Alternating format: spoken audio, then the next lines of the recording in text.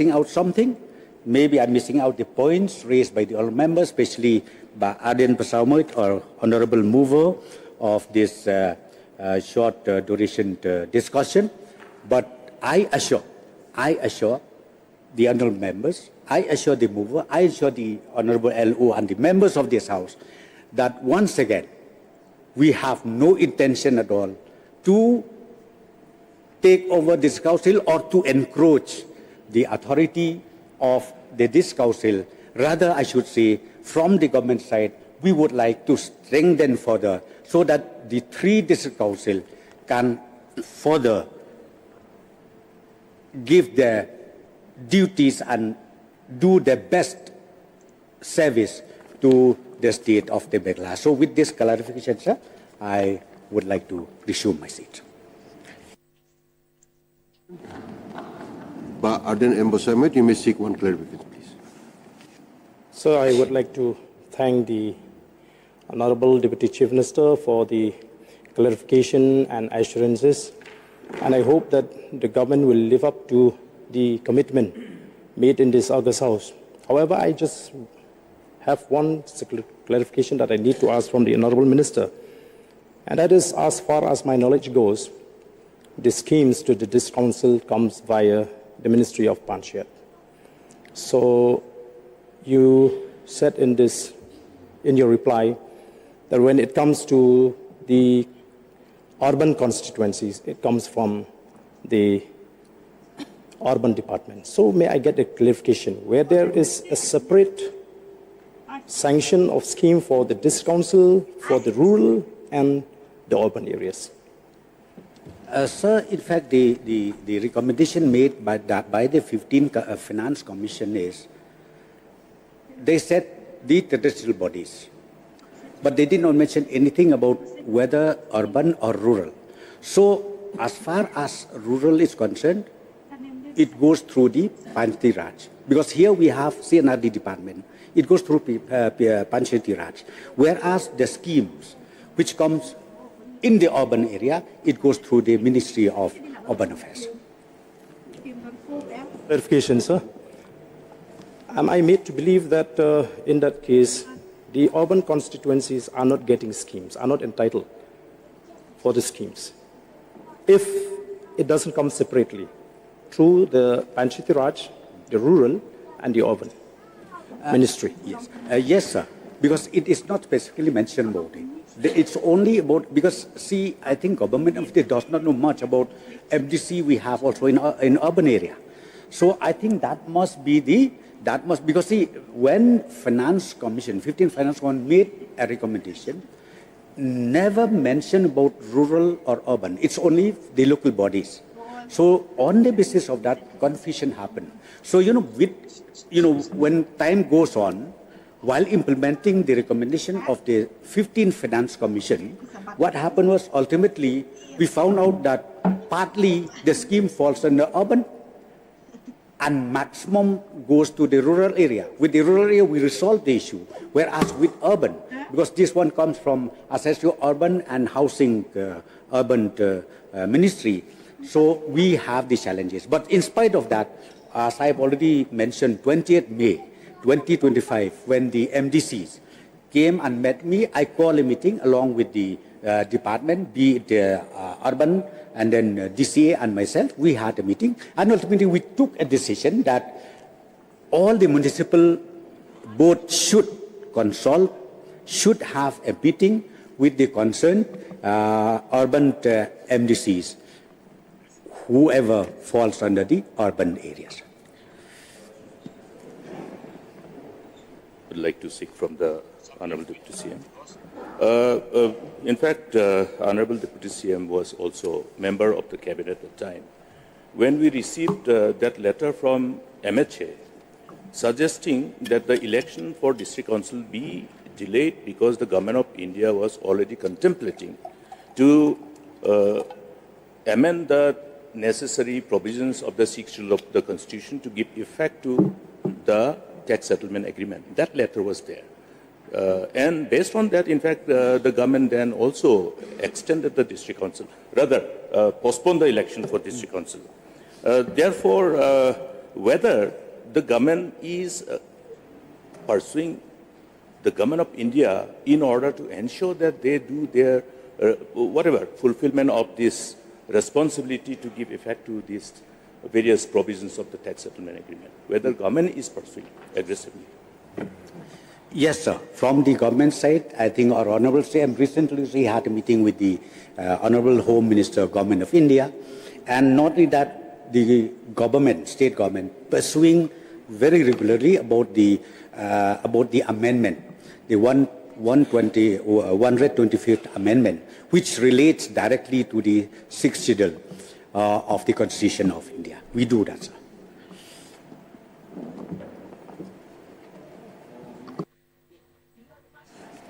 The next item, motions. But before I take up the motions, I would like to inform the House that the special motion for today, special motion moved by Arden Miller Basamait, MLA, and the motion number 6, number 6 moved by Adelbert Nongrum they are identical. Therefore, I am clubbing these two motions, the special motion and motion number 6 as one for discussion. And also, the motion number 1 and motion number 3 are also identical, though the texts are put differently. So I'm clubbing these motions also, motion number 1 and motion number 3 together for discussion. Now there is a pending motion in the name of Sri Meralbon CM MLA, which says this House do now discuss the method and policy for improving the infrastructure, sanitation, etc. within the cities and towns in the state, with special emphasis on census town like Nongpo, etc. The honourable member was still on the floor during the last budget session. You may now continue with your speech on the motion. Meralbon CM, please.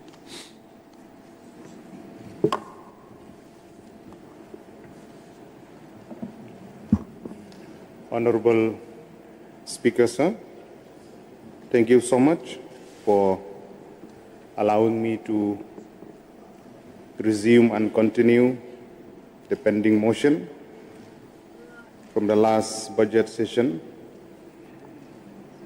It is an honor and privilege for me that you have allowed for this important motion to take up today for discussion.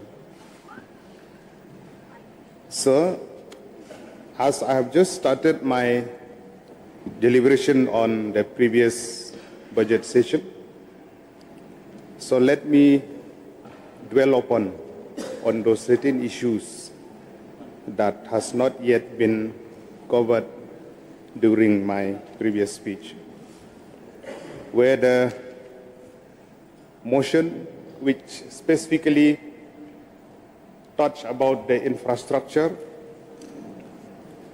how to improve the infrastructure within urban area,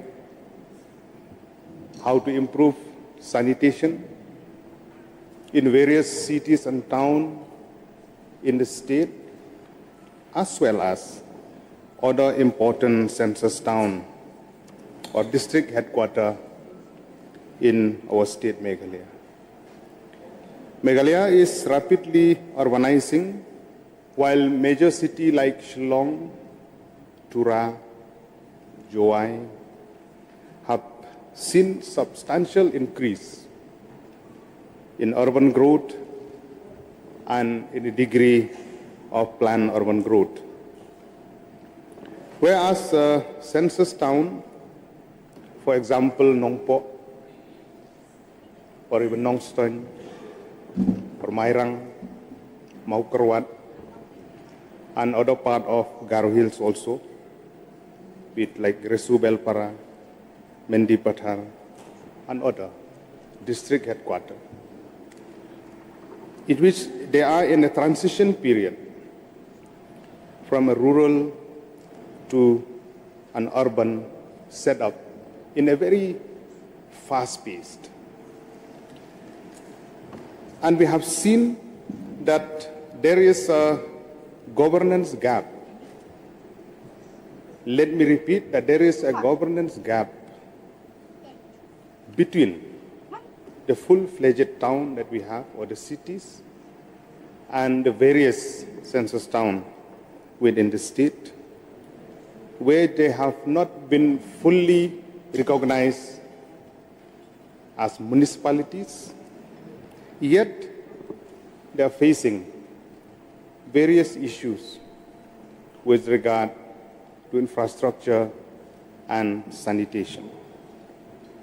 For example, in the census town like Nongpo, the challenges, inadequate infrastructure like roads, the drainage system, unregulated construction, which is on, lack of solid waste management. I'm not saying it is not there at all. It is there. But I'm using the word lack because it is not up to the mark. The poor water and sanitation facilities, as well as limited power supply, public transport, etc. So when we talk about the capital of our state, Shillong, it is the fact that the government has taken a serious note on how to address various issues for infrastructure as well as sanitation within our capital state. As I have said in my opening remark, Shillong is growing at a very fast pace, and it has evolved over a year as one of the favorite destinations, especially when we look at the amount of tourist footfall within our state in the recent past. And the initiative that has been taken by the present government, even all the successive government in the past, be it to increase in the allocation of funds, in annual budget, be it from the state scheme, as well as central scheme or the externally aided project that we are having within our state. Thanks to the government for all the endeavors which address towards the sustainability of various projects within our state capital, especially with the kind of initiative that has been taken to improve tourism sector within the state as well as other tourist destinations within our state. Urban infrastructure, especially through the smart city project that has taken shape. For example, in the recent past, projects like the multi-level parking at various locations in the city to address the traffic congestion, the inadequate parking space, as well as the Shillong Business cum Tourism and Cultural Center at Police Bazaar. Then the Waumkra Riverfront Development and Lakefront Green, the commercial complex at Polo, redevelopment of Laimkra Supermarket, implementation of integrated command and control center, construction of rainwater harvesting at various locations within the city. The list will go on.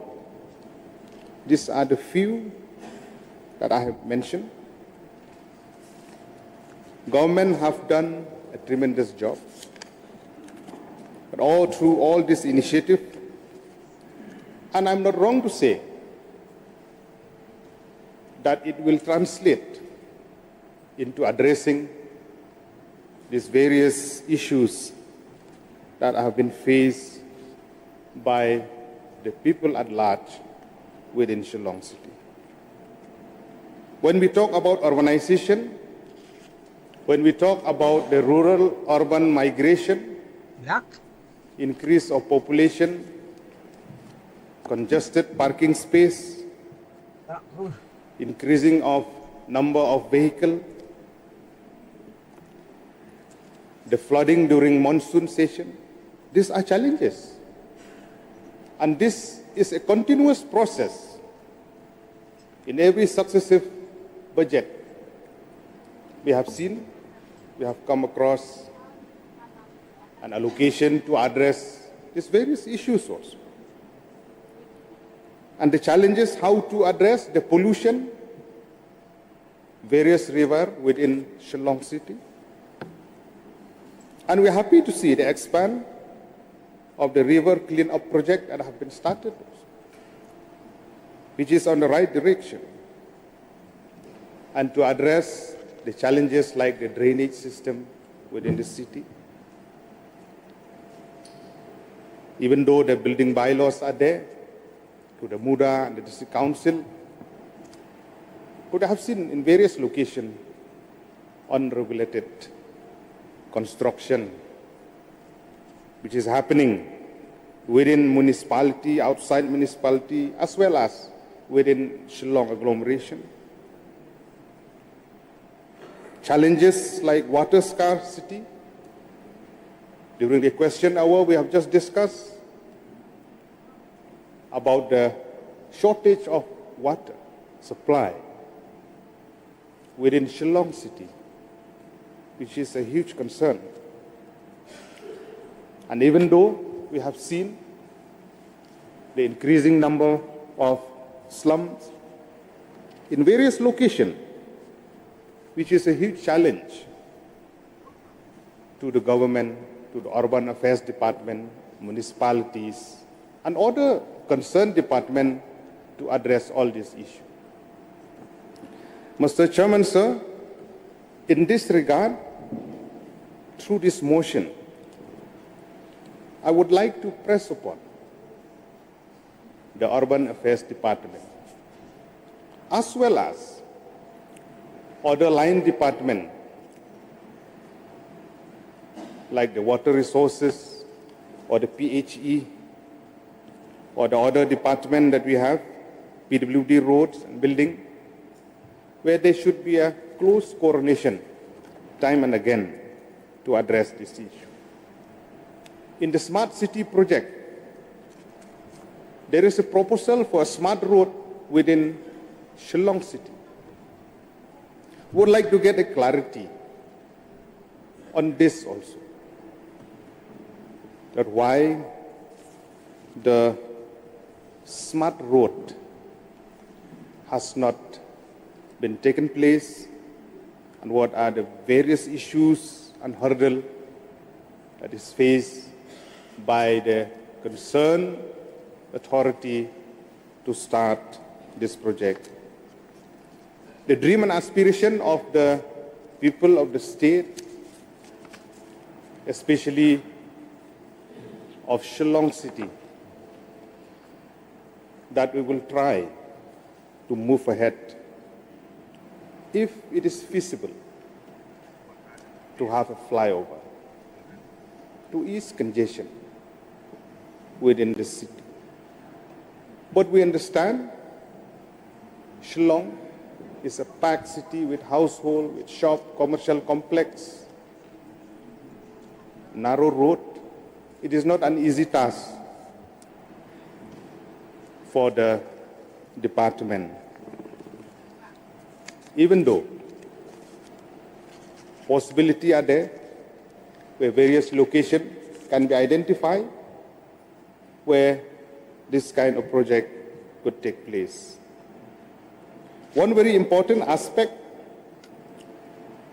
how to ensure about the cleanliness, sanitation within our Shillong City, is that the initiative that has been taken, how to take on board the community, Dorbar Shnong, the locality, Seng Longkami, Seng Kentay, Seng Samla, where various meetings has taken place in the past. And we understand to address this issue about the drainage system, about cleanliness, sanitation, more initiative that has been taken and should be taken by the government, as well as it is a duty of the concerned citizen also. It's not only to blame only to the government and to the department, only to the municipalities and urban affairs department or the district council, but it is the duty of each and every one of us. Through you, Mr. Chairman, sir, the message has to go wide and clear to the people of the state, to the people of Shillong also. I'm saying this with utmost seriousness, that we have to work together to take the sense of responsibility, how I will be a part of cleanliness within my cities, within my town, within my locality. We should not waste our time just by pointing fingers at others. What are the municipalities are doing? What are the urban affairs department are doing? But we should take responsibility to ourselves also, to start and to work together. And I'm thankful to many communities within Shillong also. They have taken this initiative to work together with the government, with the department, to ensure that cleanliness has to be restored within our beautiful city. So we have seen in the recent past how to improve the space, to enhance the space for pedestrian within our state capital. The initiative taken by the department to shift the hawkers from the main Police Bazaar junction to a designated location. It is one of the positive steps that has been taken. Even though resistance are there, but I felt that this is a very good step. But I'm happy and congratulate the government.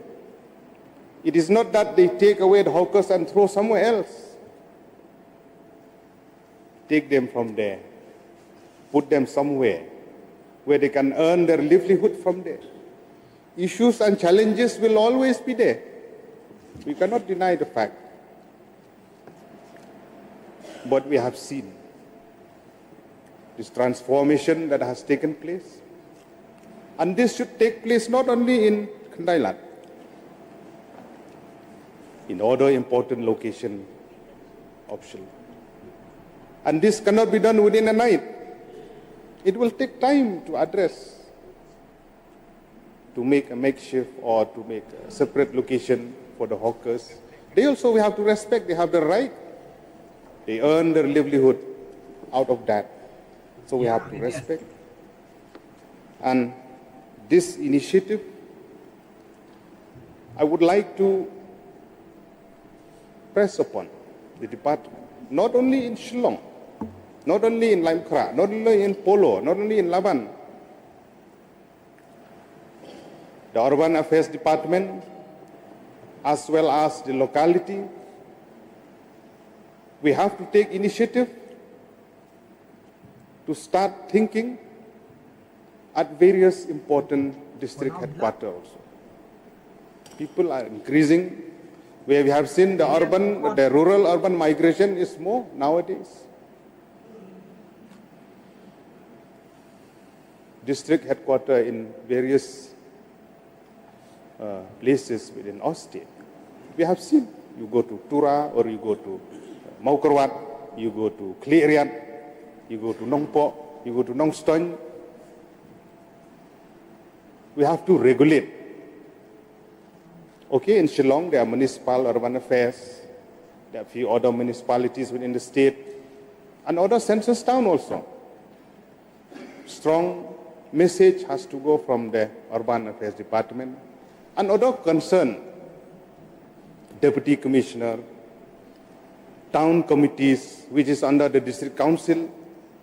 They have to work together to ensure to make space for pedestrian, for vehicle, as well as we have to respect each other. It goes line in line with the beautification of our beautiful state headquarters, Shillong.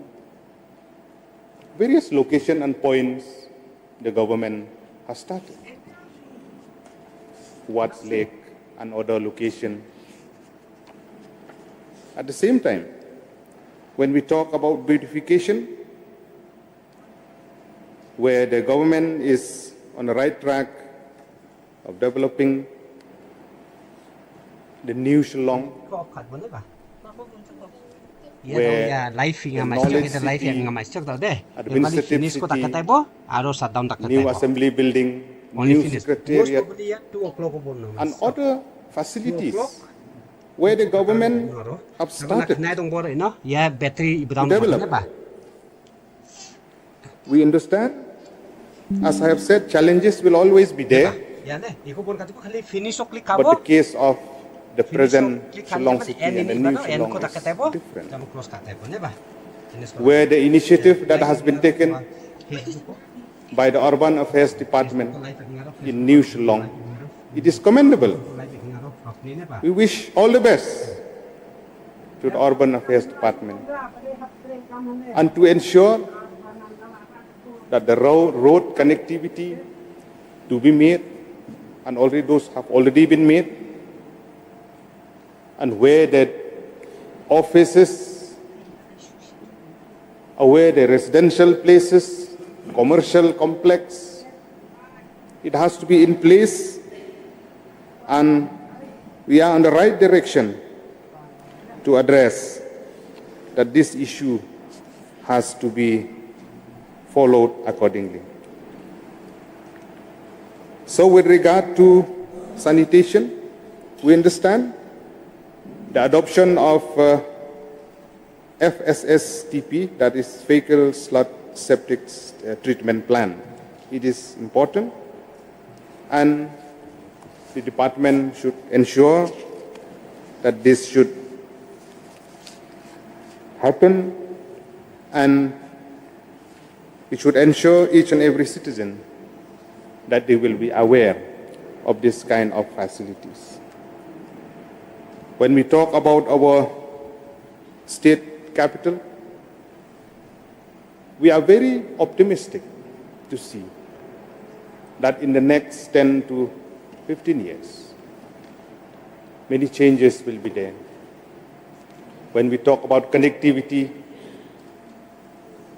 to get rid of the congestion while coming towards the state capital, especially while traveling through Nong Po, Umiam, then to Shillong. The initiative that has been taken through Western Bypass, and today during question hour we have listened about the Eastern Bypass also. It will address all this issue about urban congestion. And I'm not wrong to say that initiative that has been taken and the initiative that will be taken, which is under the pipeline, where the government will restore in due course of time. So when we talk about the various census towns, as I've said in my opening remark, about the shortfall, about the issues, the inadequate, improper connectivity, and other issues also, it is important to note that apart from concentrating in Shillong and other important cities, the department and the government should also focus more on how to improve facility in other census towns. For example, as a legislator from Nongpo, I will stress more on Nongpo town. The National Highway 6, which is going through Nongpo town, this is the fact that every monsoon we experience flood, waterlogging, in which the locality come in between. Whether it is a duty of the National Highway Authority of India, or it is a duty from the urban affairs, or from the village community, or from the PWD road department. As I have said in my opening remark also, the sense of responsibility from the people at large also play a vital role. The improper drainage system within Nongpo town, if you talk only in Ribhoi, maybe Jorobad or Bernihat, every monsoon, if there is continuous rain for 1 hour, it is flooded everywhere. So I would like to urge upon, Mr. Chairman, sir, through you, through this motion to the government, to immediately address the issue with regard to the improper cross drain or the drainage system within Ribhoi district, or even in other part of the state also, where Nahai should be instructed, or the PWD road department should be instructed properly to address this issue. And my suggestion to this is that the close coordination between the Urban Affairs Department, the Water Resources Department, PHE Department, Soil Conservation Department in Nongpo town, where they have to come together, sit and discuss how to find out ways and means to address the improper drainage system, not only on National Highway, but on both sides of National Highway, within various localities. I understand from the Urban Affairs Department, every year through the ID scheme, we are getting projects for drains, for footpath, but it is not enough. As we have seen, various natural drain has been blocked by various random dumping of soil, which is taking place every day, unregulated making of road within locality. I'm not talking about the road from the department, and various issues. So this line department, they have to come together and to ensure, to find a solution, through you, Mr. Chairman, sir, that they have to address immediately about the proper drainage system within Nongpo. We have discussed about the parking space for vehicle, for autos, for local taxi in various town and district headquarters within the state. It is a time where the department, the police department, the locality, the respective town committee, they have to come together and to address this issue. As a legislator of Nongpo, we have taken this initiative as much as we can. But at the same time, we need close coordination from the government as well. When we talk about the infrastructure development scheme, the ID scheme, I'm thankful to the Urban Affairs Department, to the Honorable Deputy Chief Minister, to the Finance Department for allocation of fund within the budget for the year 2023-24 Thank you so much.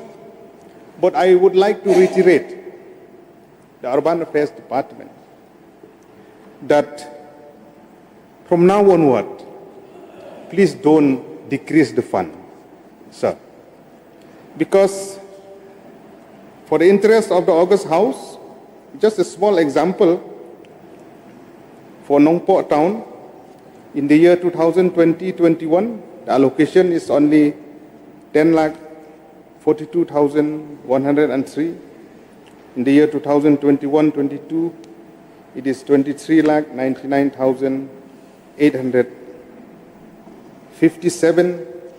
In the year 2022-23, 25,04,155. For the year 2023-24, it is 1 crore 5,95,151. And for the year 24-25, it is more than 6 crore. So not only for Nongpok, for other census towns also, they have been receiving sufficient amount of fund project. This kind of initiative, effort that has been taken through you, Mr. Chairman, sir, I would like to request to the Honorable Deputy Chief Minister in charge of Urban Affairs to please take note by not decreasing. It should increase from now on. That is my sincere request as a mover of this motion. So apart from that, about the guidelines in ID scheme, there are various guidelines which regulate how to propose schemes and all. Where it allow like footpath, like drains or CC motorable road, and if possible, to ensure about the connectivity, if the guideline allows about metaling blacktopping also will happen. I'm not talking about the whole stretch of the road that is needed, but there are a few sections that the soil or the area, it is feasible for a metaling and blacktopping and not for a CC motorable road. So this also, if it could be incorporated within the guidelines, it will be very helpful. At the same time, sir, with regard to the solid waste management in Nongpok also, this is the project that is still have not taken place. It is on the initial stage. I have met the Honorable Deputy Chief Minister, the concerned officer.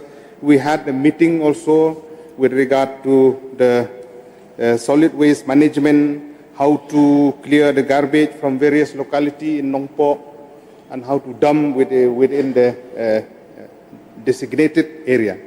Just in the last 2 months, there is an agitation from that particular locality known as Umshangling because of unregulated dumping of garbage by the agency that has been entrusted, and they have agitated and they have come to me also, and with the Deputy Commissioner we have organized one meeting with the locality to get their confidence so that they will allow, because the right Nongpok and the village Umshangling, they have generously cooperated with the department to allow for dumping of the garbage within that particular area. So my request is that, because on that day when we had the meeting in the conference room in DC office also, where in the presence of Director of the Urban Affairs also, where commitment has been made for the proper construction of an approach route toward that dumping ground, as well as other basic amenities for that particular area, so that the locality wouldn't suffer by the smell which is coming out from the dumping ground.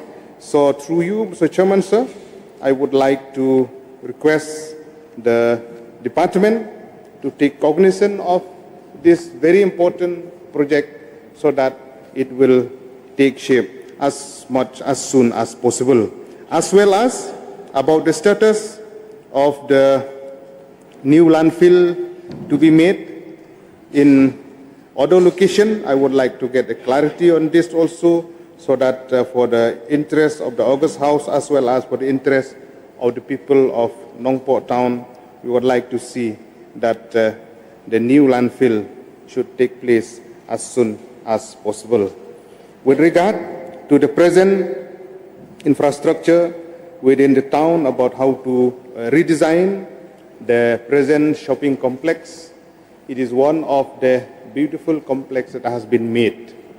But we have had a meeting with various locality, with the management committee also, that with regards to certain floor in the third and the fourth floor, where I would urge the department to send the architect to redesign, to make it more attractive for the shopkeepers to be there, and so that they will be of a great benefit for the people at large.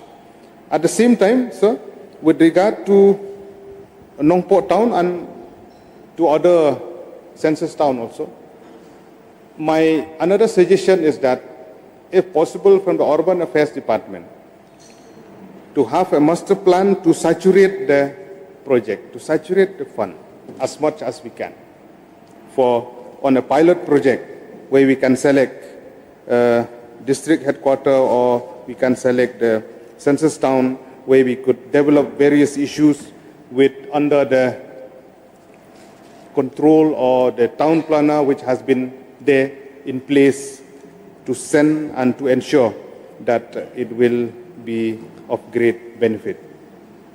So in Nongport Town, with regard to one of the projects that is still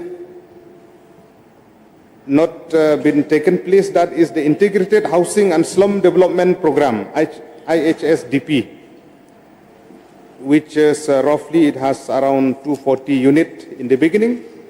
And this also, it is an issue which needs a special attention from the department to ensure that it should start, and all those family, BPL family, who are entitled to settle there, they could settle, they could shift there properly. I understand there are issues from the locality. As a legislator, I will ensure the House to give full cooperation with the Urban Affairs Department to ensure that this project, the Integrated Housing and Slum Development Program, should take place as soon as possible. With regard to PMAYU, sir, we hope that in days to come we'll get more and more sanction for the number of units within the town, so that it could easily address, especially for the family who really need a shelter to stay. So with regard to the solar mission,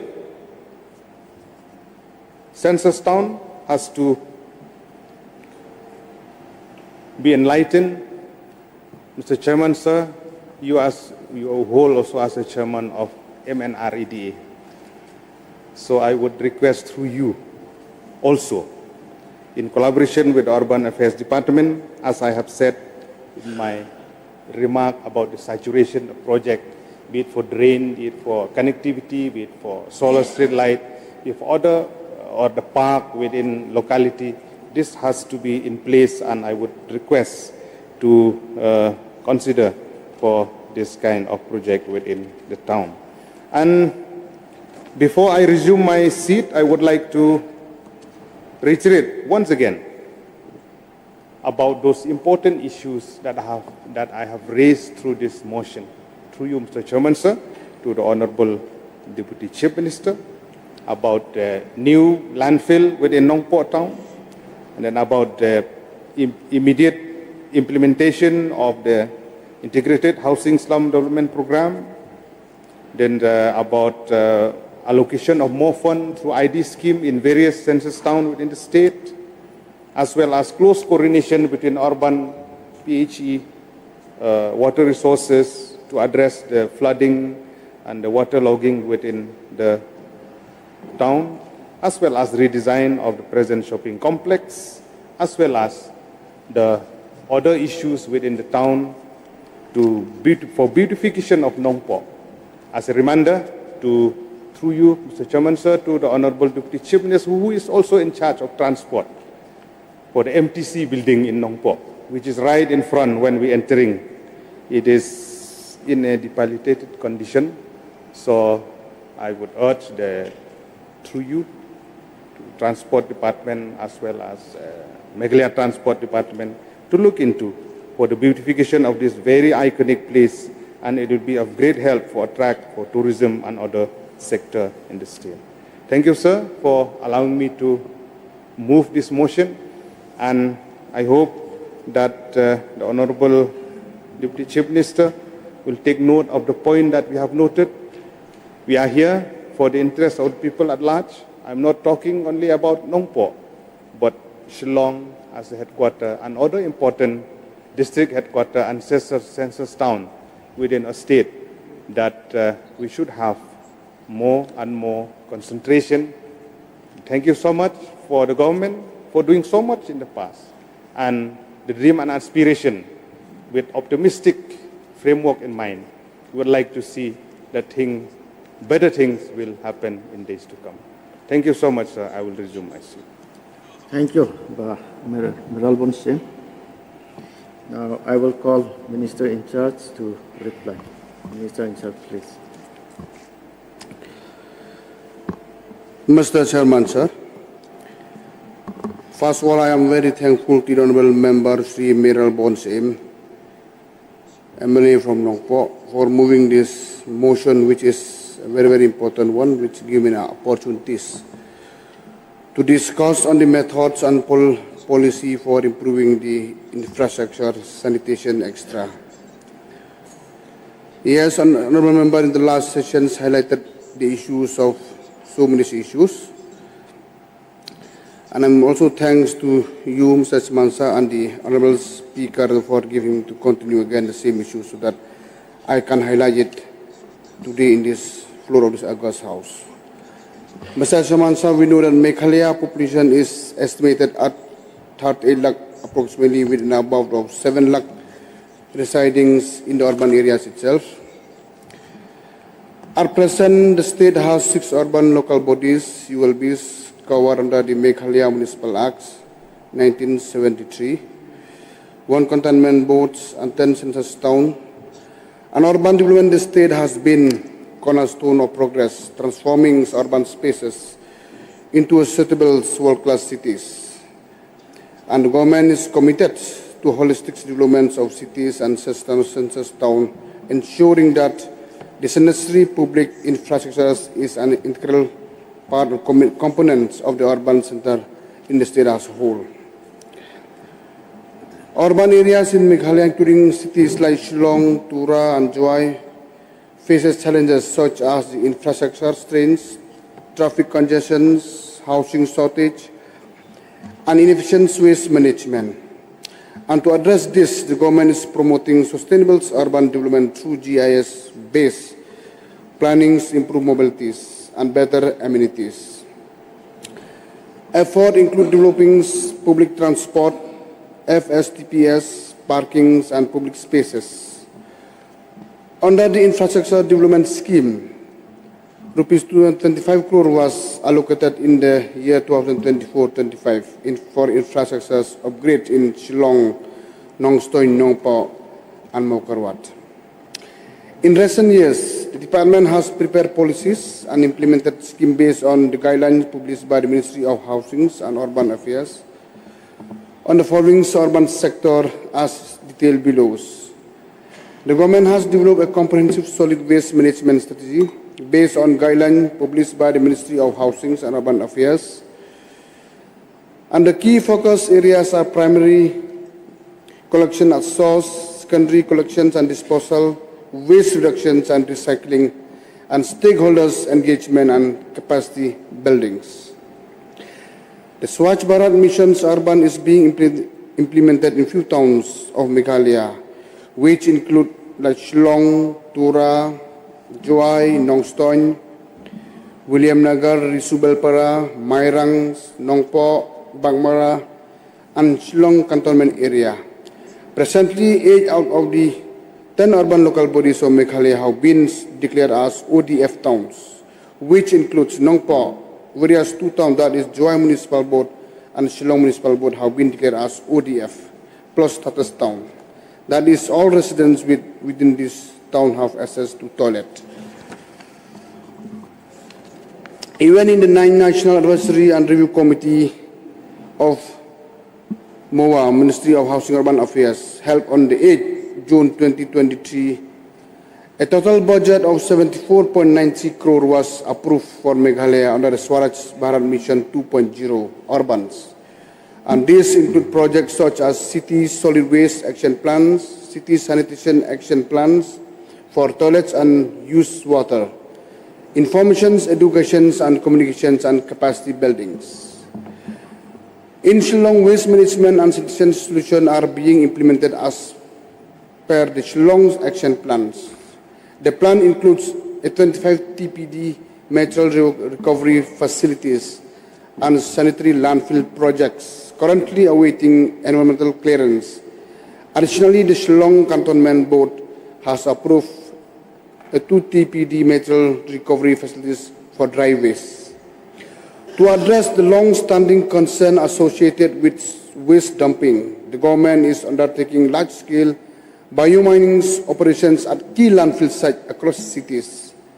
At Martens, in Shillong, one Meghalaya oldest and the largest landfills, the government is remediating approximately 3.45 lakhs metric ton of accumulated waste, with 41% of it already processed.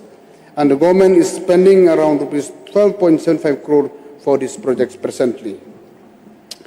To address the concerns around used water, widespread use of septic tanks, and concern over river water quality, the government is developing a comprehensive plan which strengthens facial sludge and septage management (FSSM) in Meghalaya, and 2 fecal sludge treatment plants at Shillong Municipal Board and Marten are operational, supported by a fleet of cesspool vehicles, ensuring safe sludge collection and disposal across ULB's bodies. To enhance coverage and regulation schedule dislodgings, a system where ULB manage timely septic tanks emptying with standardized annual user charges is being introduced in the state. To improve Shillong infrastructures, the government has undertaken several development projects. The Wamkra riverfront is being transformed into an inclusive public spaces that integrate nature with the modern infrastructures. A new Shillong township is being developed as one of the first planned cities in the northeast region, with a comprehensive master plan covering road connectivities and urban services like water, wastewater management, etc. It is set to become the NMT capitals of the country, with major road featuring footpaths and 3 lines to address traffic congestions. New roads are being built, and upgraded cities bus system with 35 modern AC buses is being introduced. Under the Prime Minister e-bus Seva scheme, Meghalaya is set to receive 50 electric buses by 2026, which will be deployed to strengthen public transport services in Shillong cities. To support the infrastructures, the government is constructing an electric bus depot in New Shillong City. And the government has also launched the Chief Minister Green Taxi scheme to transitions from conventional taxi to electric taxis, aligning with India's broader goals of clean energy and sustainable mobilities. The government has launched the Chief Minister Regional Transport Scheme, which aims to connect all block headquarters with district headquarters in Meghalaya by offering financial aid to entrepreneurs to operate daily buses services on this road. In Tura, a 10.5 TPD material recovery facility has been fully constructed, with operator trainings currently underway. A dump site remediation project targeting 10,000 tons of waste is currently in progress, while a new sanitary landfill facility is awaiting an environmental impact assessment (EIA) in Tura, and remediation of legacy waste at the Rongkhon landfill site is currently underway. with 40% of the work completed. The project's aim at addressing long-standing waste accumulated has sanctioned a cost of 5.1 crore. Additionally, a 7.5 MLD sewage treatment plant has been approved with a project cost of rupees 11.25 crore.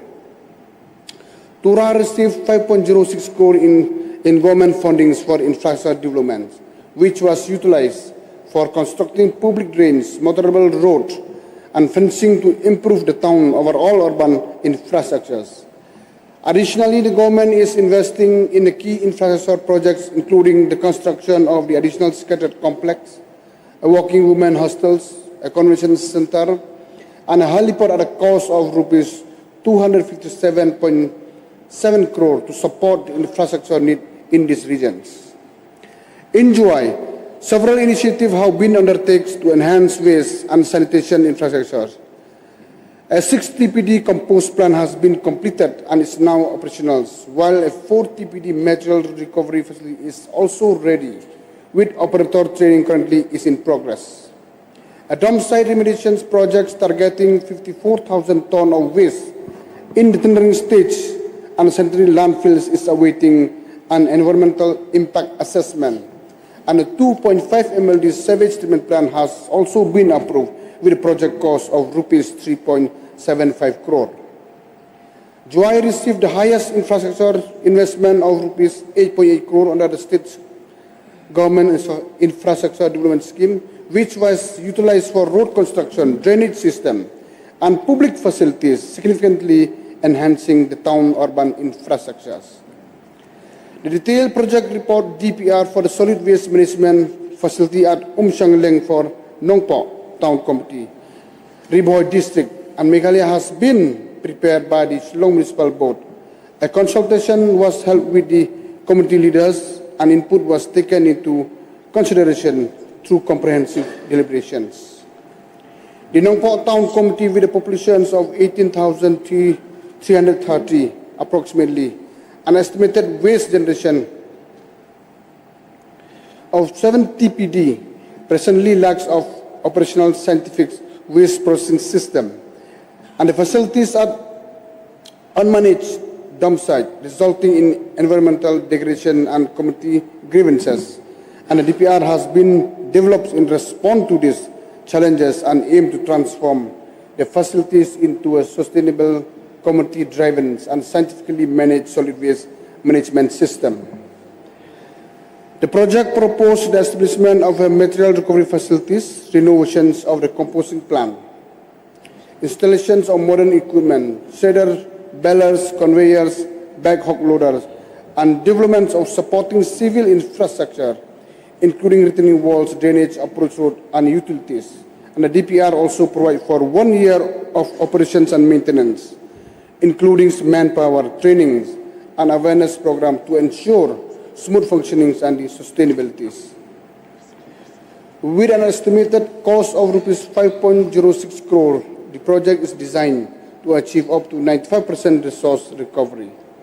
In line with the Solid Waste Management Rules 2016, the Meghalaya State Waste Management Policy Strategy 2019, upon implementation, the facilities will not only address long-standing community concern, but also serve as a model for achieving zero waste in smaller town of Meghalaya.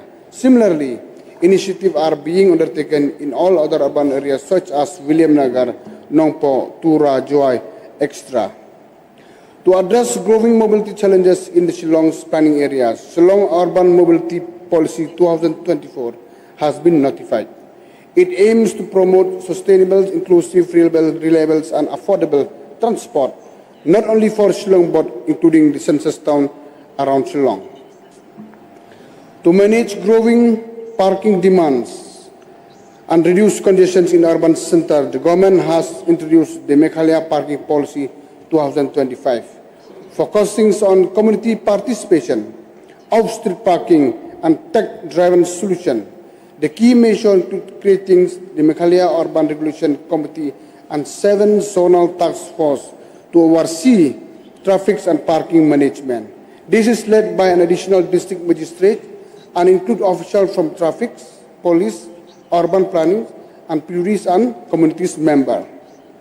Parking management in Shillong actively promote community partnerships involving local residents in key aspects as identifying parking and no parking zone, hiring parking attendants and collecting parking within their respective localities.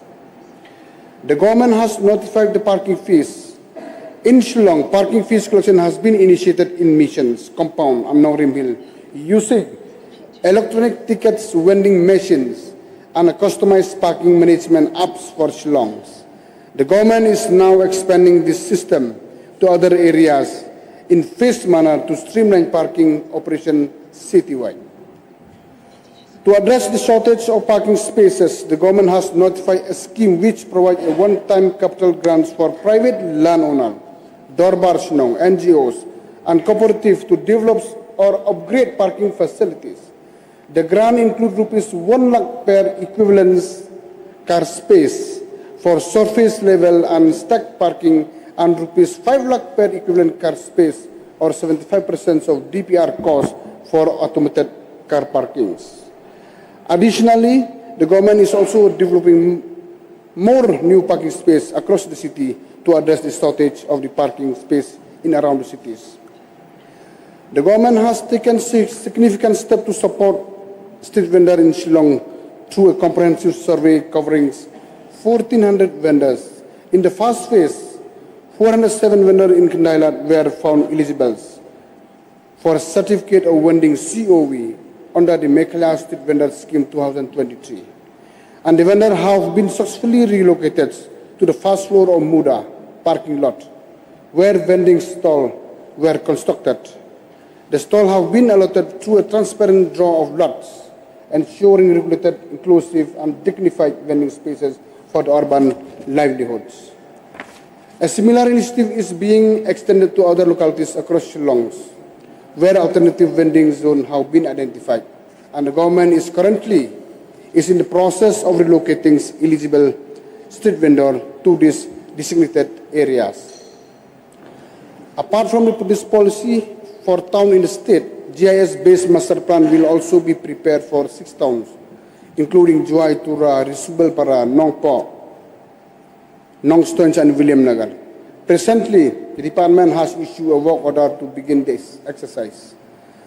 And the master plan will provide a framework of urban developments covering sectors such as urban housing, transportation, sanitation, and waste management, amongst other, over multiple decades to improve the urban quality of life for all citizens.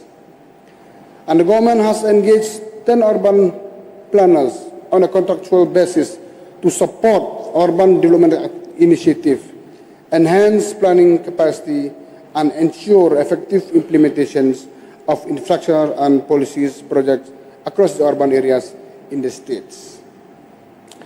The online buildings permission system implemented by the Meghalaya Urban Development Authority, MUDA, is now live and offer a streamlined end-to-end digital process for citizens, from submitting building permit applications and plan scrutiny to receiving the building permission certificate online as per the Meghalaya Bylaws 2021.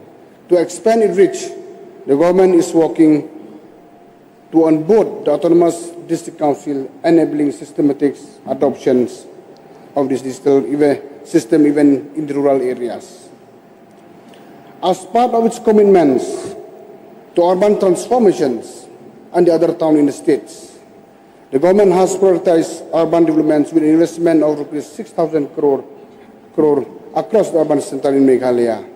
While challenges remain, significant progress is being made through key initiatives focused on developing new urban centers, enhancing mobility, improving amenities, adopting modern planning tools, and encouraging strong community partnership. Hopefully, this will expect your visibles and the also with different development infrastructure has been underway for many sectors in different places of the state. And also, I would like to inform the honourable member from Nongpo, who is the mover of the motion, about this smart road, about the smart road project which is implemented by the smart city. So yes, we face a little problem. That is one of the reasons the smart road does not move ahead. Because this project was taken up at templates, road stretch for a length of 450 meters during the execution of this stretch. There were challenges in respect of shifting and utility services such as water, power, telecommunications, and storm drainage, and access to school. It faces a lot of problems which is difficult to move ahead. And the main problem is that to keep all the utilities lines and access to school function during constructions and coordinations. And we receive a complaint from so many from the localities from time to time. So lastly, a meeting was held jointly between the urban department and the Piludi Road under the chairmanship of the Deputy CM in charge Piludi. And we have decided to pre-close these projects because it really complicated, which is impossible to move ahead. And we have decided at the same time, this smart road will be foreclosed as of now. We have decided on 5th June 2024. And also the meeting was decided all the remaining portion, all the road surface in the city will be sanctioned from the Piludi Road, will resurface all these important roads within the cities. And as of now, the Piludi has done it, sanction has been done, and tender has been called. Hopefully with this coming season, I think we'll be getting a new road. But as far as smart road project is concerned, we have foreclosed this project due to these challenges faced during the executions. And also, yes, of course, it is a fact that we from the urban department, we are trying to focus even all these census towns to give more funds like the other towns. So we are having meeting from time to time.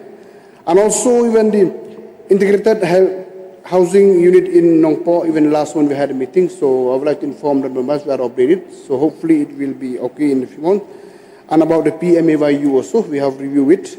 And the problem as of now, a little bit the progress very slow, yes. So we are pushing it to make sure that all this, even PMAYU for the previous slot has been allotted, so the beneficiaries, it takes lots of time because there is some guidelines. So even that we are in discussion now.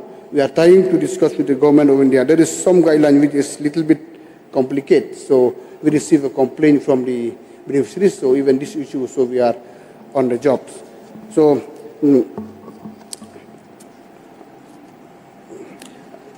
and yes, also it's very, very valid. And the honorable member keep coming to me about this MTC buildings at Nongpo, which fall under transport. I think surely will be, within this financial year, we will improve it nicely, which is a very, very genuine case. I have seen the building looks very little in that condition. So hopefully, also now I have told them to prepare the DPR also, when the last meeting when he met me in my chamber. And all the other project infrastructure in the city we are trying. Yes, of course, it does not mean that all the infrastructure linked directly to urban department. Yes, there is maybe linked with the other line department like PHE, like MSCB and PUD, and we are coordinating all this.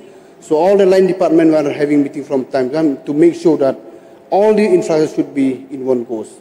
Yes, there is some infrastructure which is linked directly to urban, and there is like road, it links to PUD, and like removing of poles, it links to MSL. So all the other line department, we are having meeting from time to time because we want that this only one department won't solve the problem. Suppose we need some time with traffic, like how we faced during implementation of the smart road project. So like removing of utilities, one of the most challenge we face, and to widen the road because private land is there.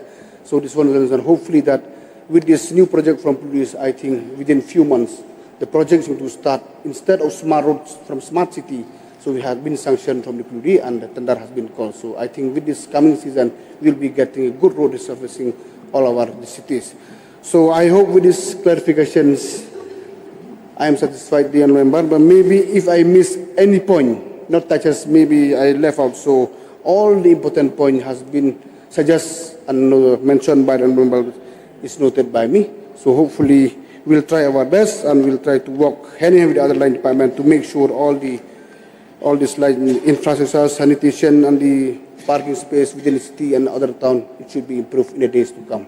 So with this, we will resume my seat, Mr. Chairman, sir. Thank you. The discussion on the pending motion is closed. Now we'll take up special motion moved by Sri Arden Miller Basoimat, Honorable MLA from Nongkrem. This House do now discuss the alarming increase of drug addicts and people with HIV in the state and its impact. This motion is identical in nature with number 6. So, 2 in 1. So I request Arden Milal Basumat to move, please. Mr. Chairman, sir, I beg to move this special motion that this House do now discuss the alarming increase of drug addicts and people with HIV in the state and its impact. Motion moved. Now you may initiate the discussion. Sir, I stand here today with a heavy heart to express my concern on this matter. And my heart bleeds to see many youths being destroyed by the narcotic drugs and psychotropic substances, and the widespread of HIV and AIDS in the state. It seems that most of them are left to rot in a condition so pitiful, which I never dreamt that this kind of a situation will take place in my beloved state. So, I am here not to condemn anyone, not even the government for that matter. However, I will only put forward my submission and raise some pertinent questions. So, first of all, I would like to speak about the present approach of the government on this issue of drugs. Before I go deep into the issue, I would like to draw a comparison between the damage caused by narcotic drugs and psychotropic substances vis-a-vis the damage brought by militancy in the state and the approach adopted by the government towards these two problems. So, government has always maintained that militancy is a factor which was detrimental towards the growth and the development of the state. Militancy was viewed as a dangerous activism that can harm the state and the country as a whole. In a simple term, militancy was attributed as the main cause of creating serious law and order situation in the state and the main reason of misguiding the youth of the state from the mainstream to stand against the nation. It was therefore concluded that militancy ruined the lives of the people and brought misery to the society. Hence, the government was not taking any chance at all to go soft and dealt casually with militancy right from the beginning, sir. The state government decided that militancy should be crushed with an iron fist and determined to fight against militancy on a war footing, which has resulted in the neutralization of militancy in the state.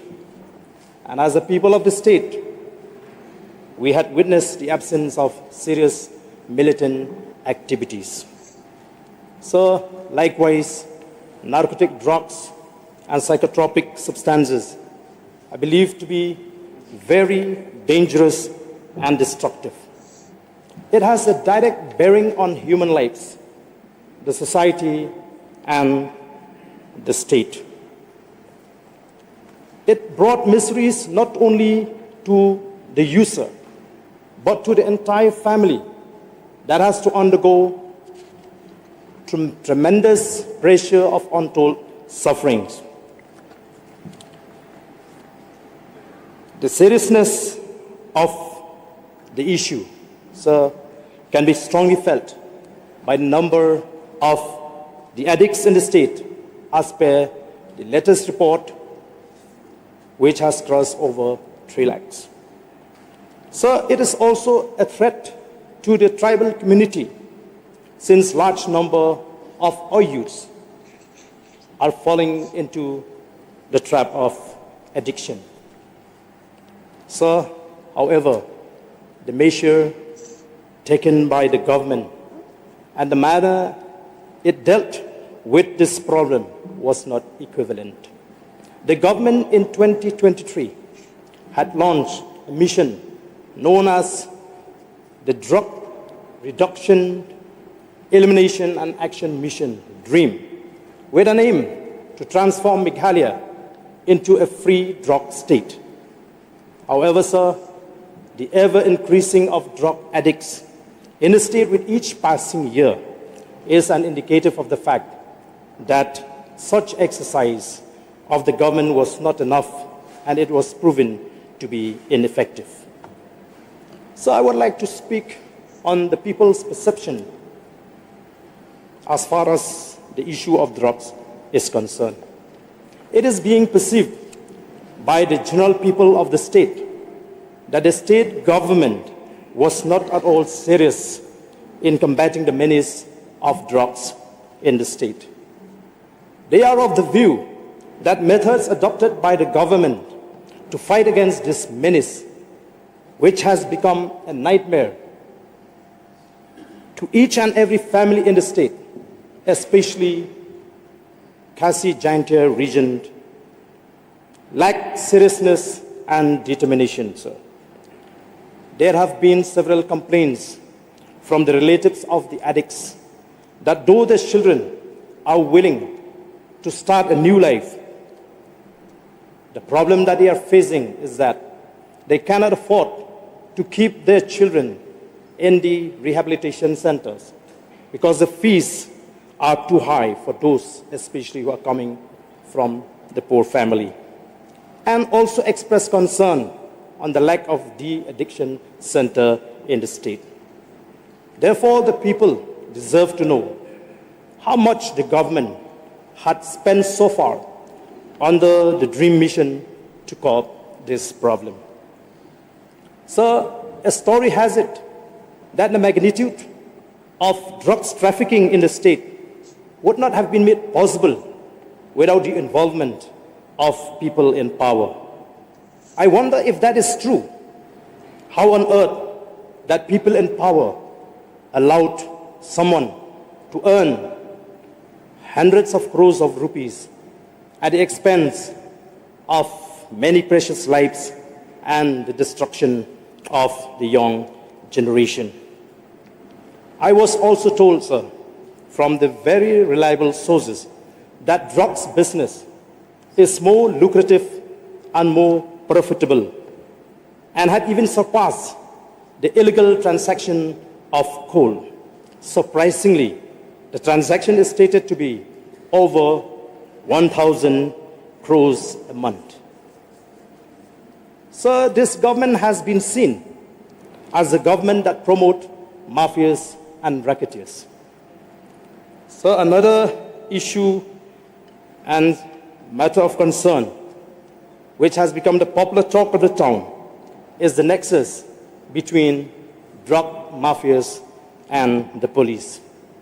It was alleged that the way police handled seized drugs and made it vanish into thin air with the complicity of authorities concerned and the failure of the government to disclose the data further led to a strong suspicion that connivance between drugs cartels and the officials is real. And this is what they call modus operandi. So the video surfaced in the media recently, where drugs users admitted the involvement of some police officers requires a proper and serious investigation. There is also an apprehension, sir, that if you cannot eliminate this threat, it could lead to the emergence of narco-terrorists in the state. So, as it is, people are not willing to come forward, as they don't want to unnecessarily get themselves entangled into legal procedures. True leniency of the law to deal with people involved in drugs and trafficking has further discouraged people to actively participate in the fights against the menace of drugs. As a result, and literally speaking, it can be safely said that transaction of narcotic drugs and psychotropic substances is taking place without any obstruction. So I want to come to the NDPS Act.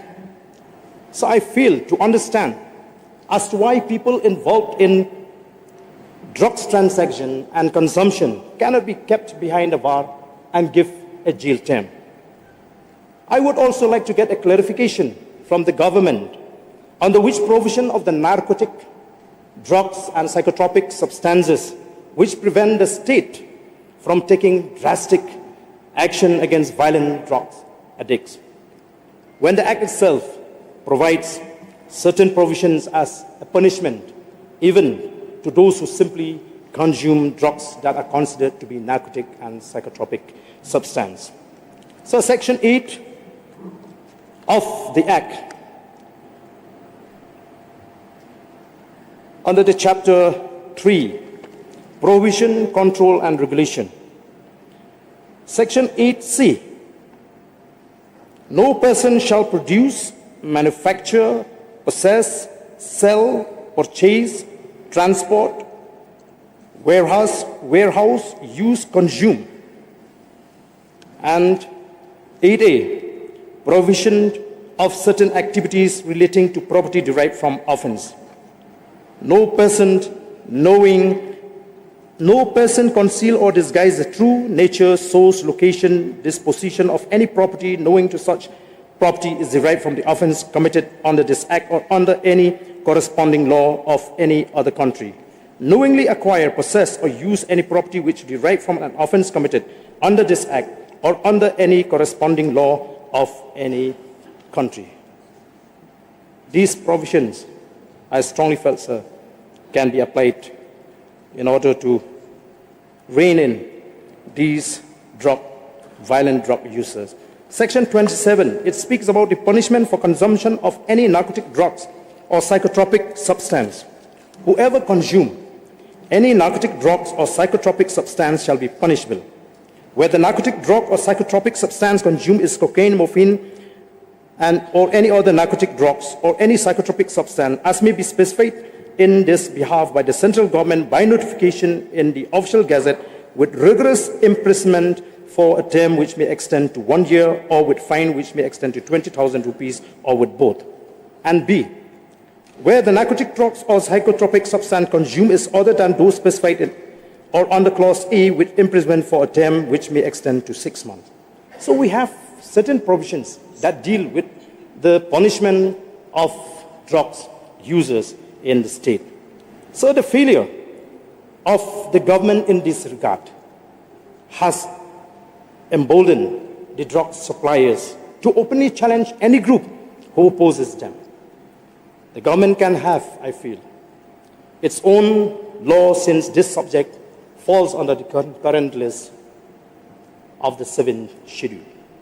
So the other day, I came across a media report that carried a statement made by one of the ministers in this government, in which he said, I quote, sir, "How can they blame the government If the children are taking drugs, can parents be blamed?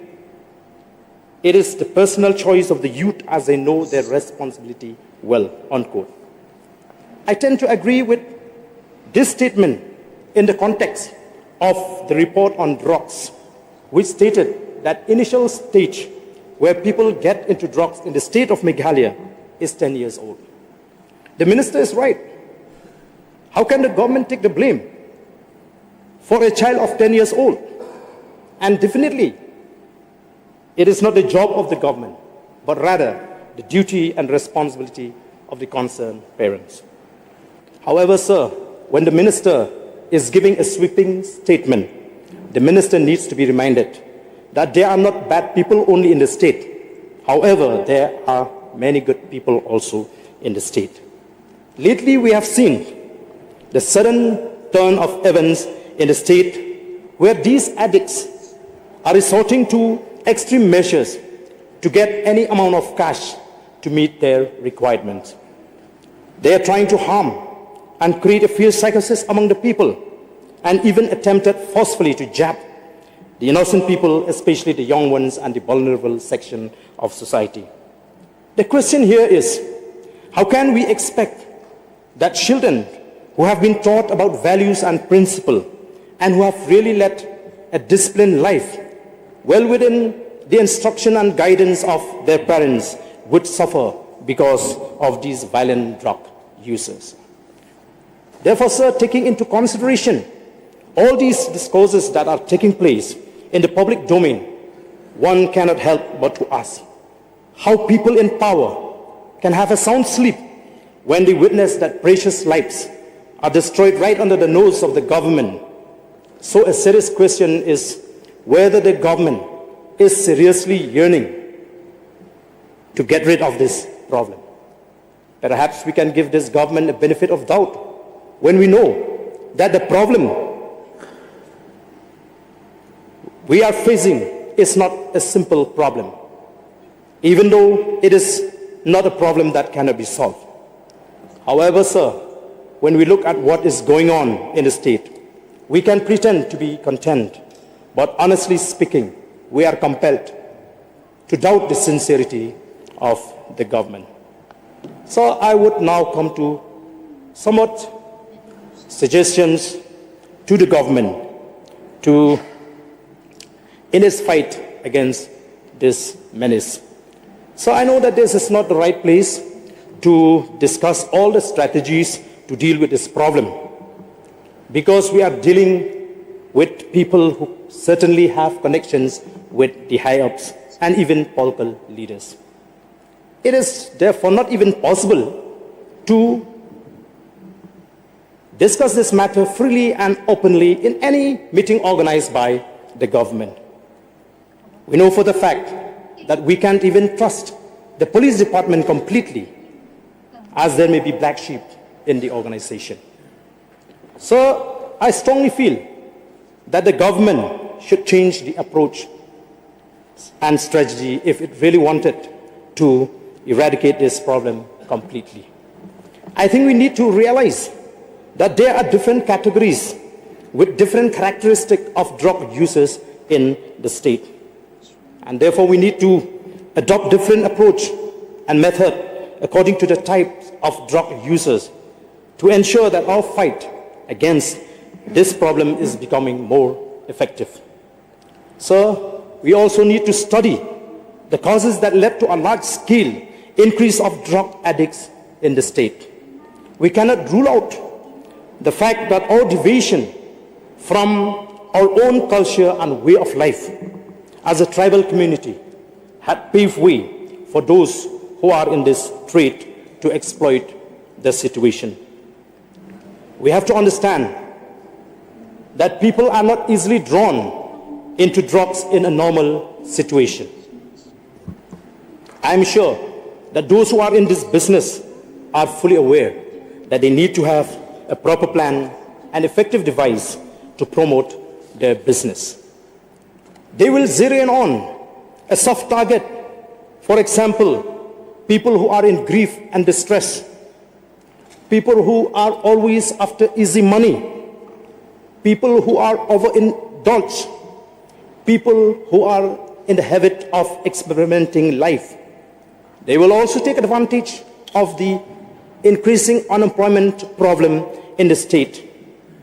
I'm sure they must be ready to do anything in order to expand their business. They will not, sir, leave nothing to chance to ensure that they do not miss those targets.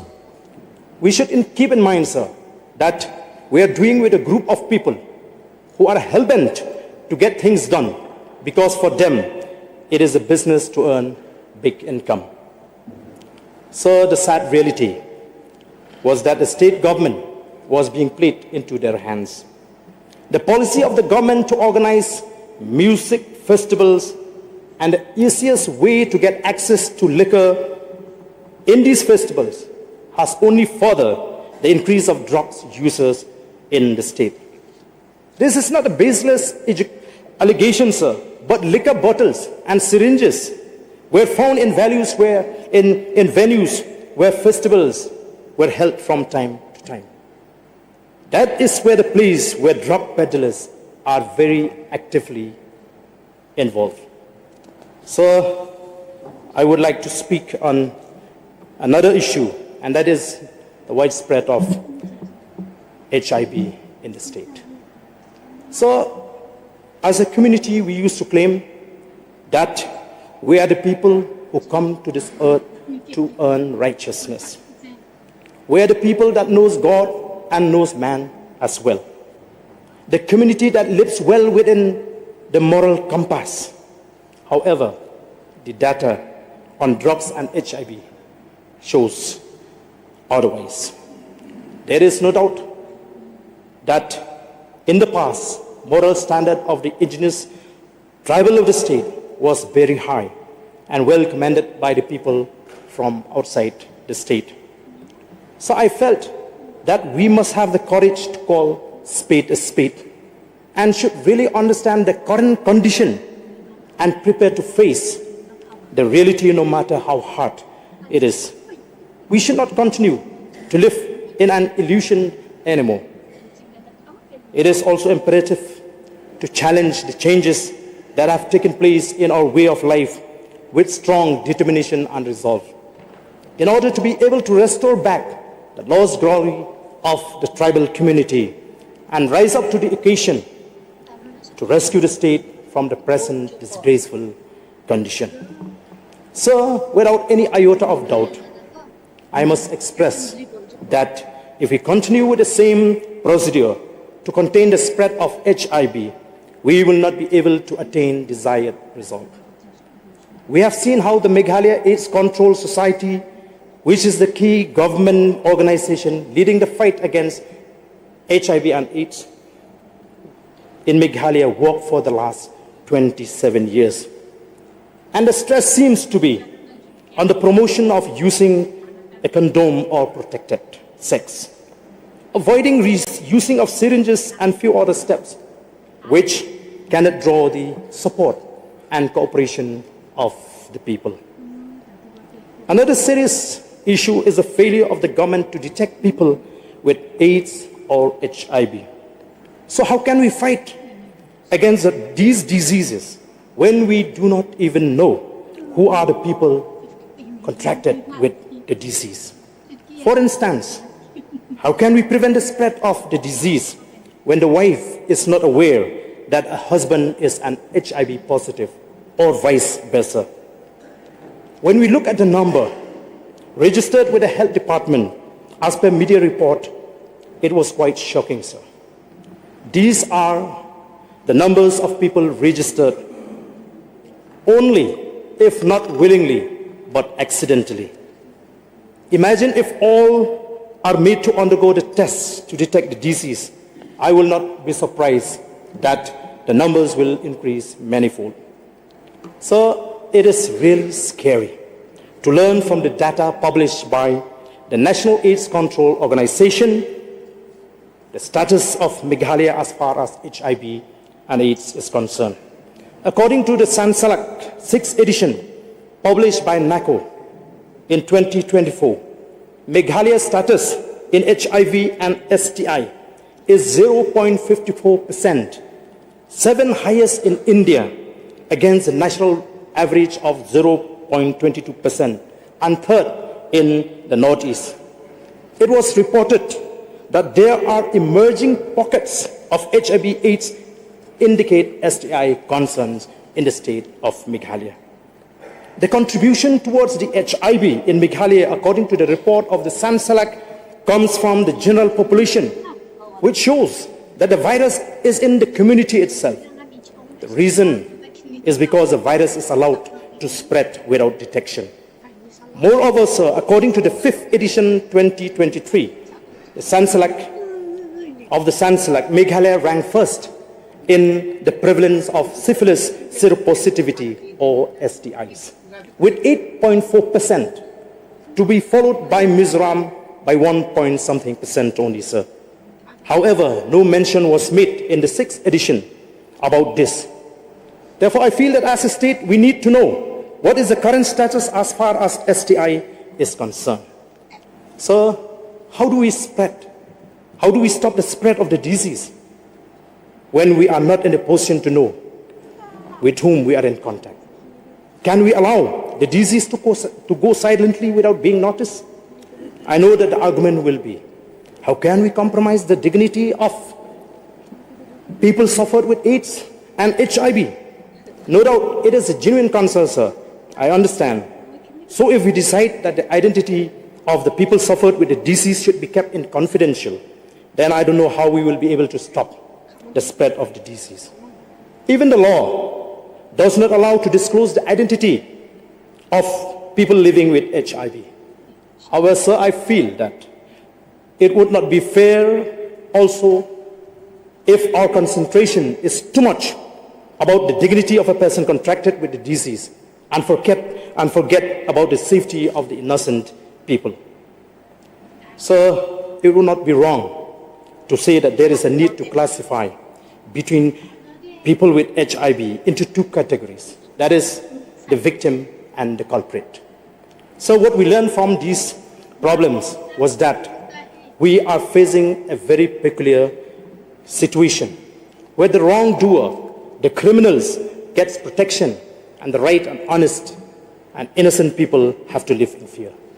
I, for one, would like to tell in a very categorical term, sir, that if I have to choose between protecting the right, the honest, and the innocent people, and the criminal, I would definitely choose to protect the right, the honest, and the innocent, because it is for that reason only that I've been called for, sir. It may be too hard to take a decision, sir, I understand.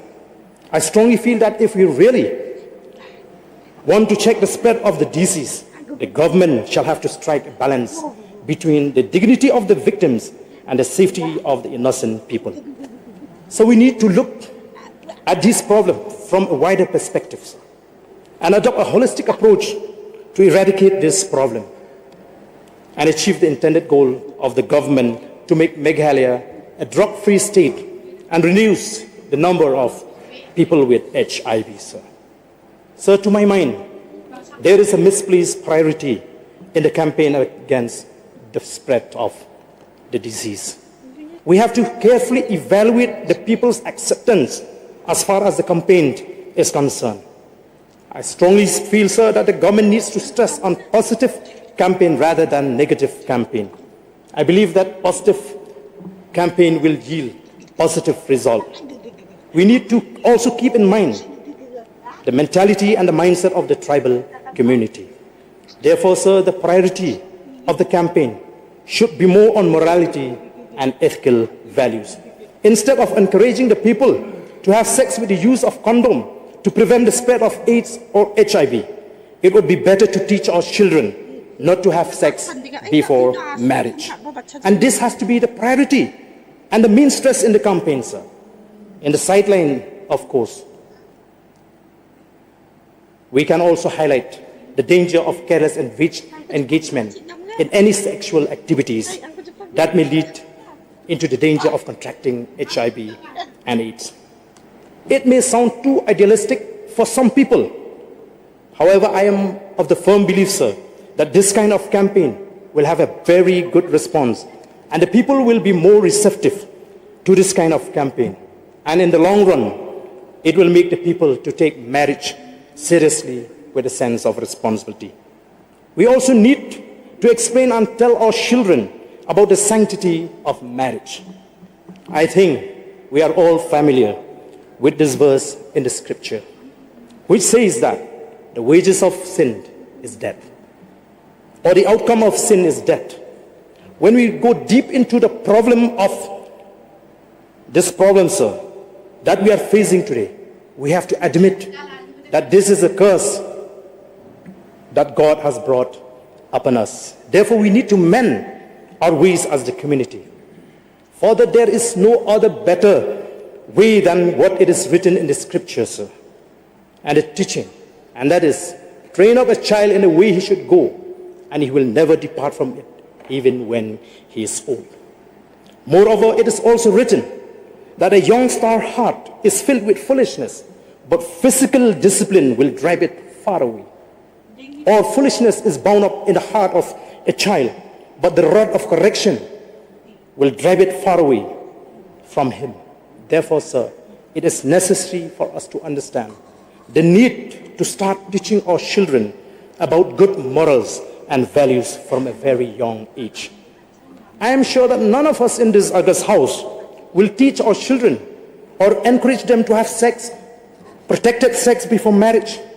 We may have committed mistakes in our lives, but I am sure we will never wish our children to commit the same mistake as we did, sir.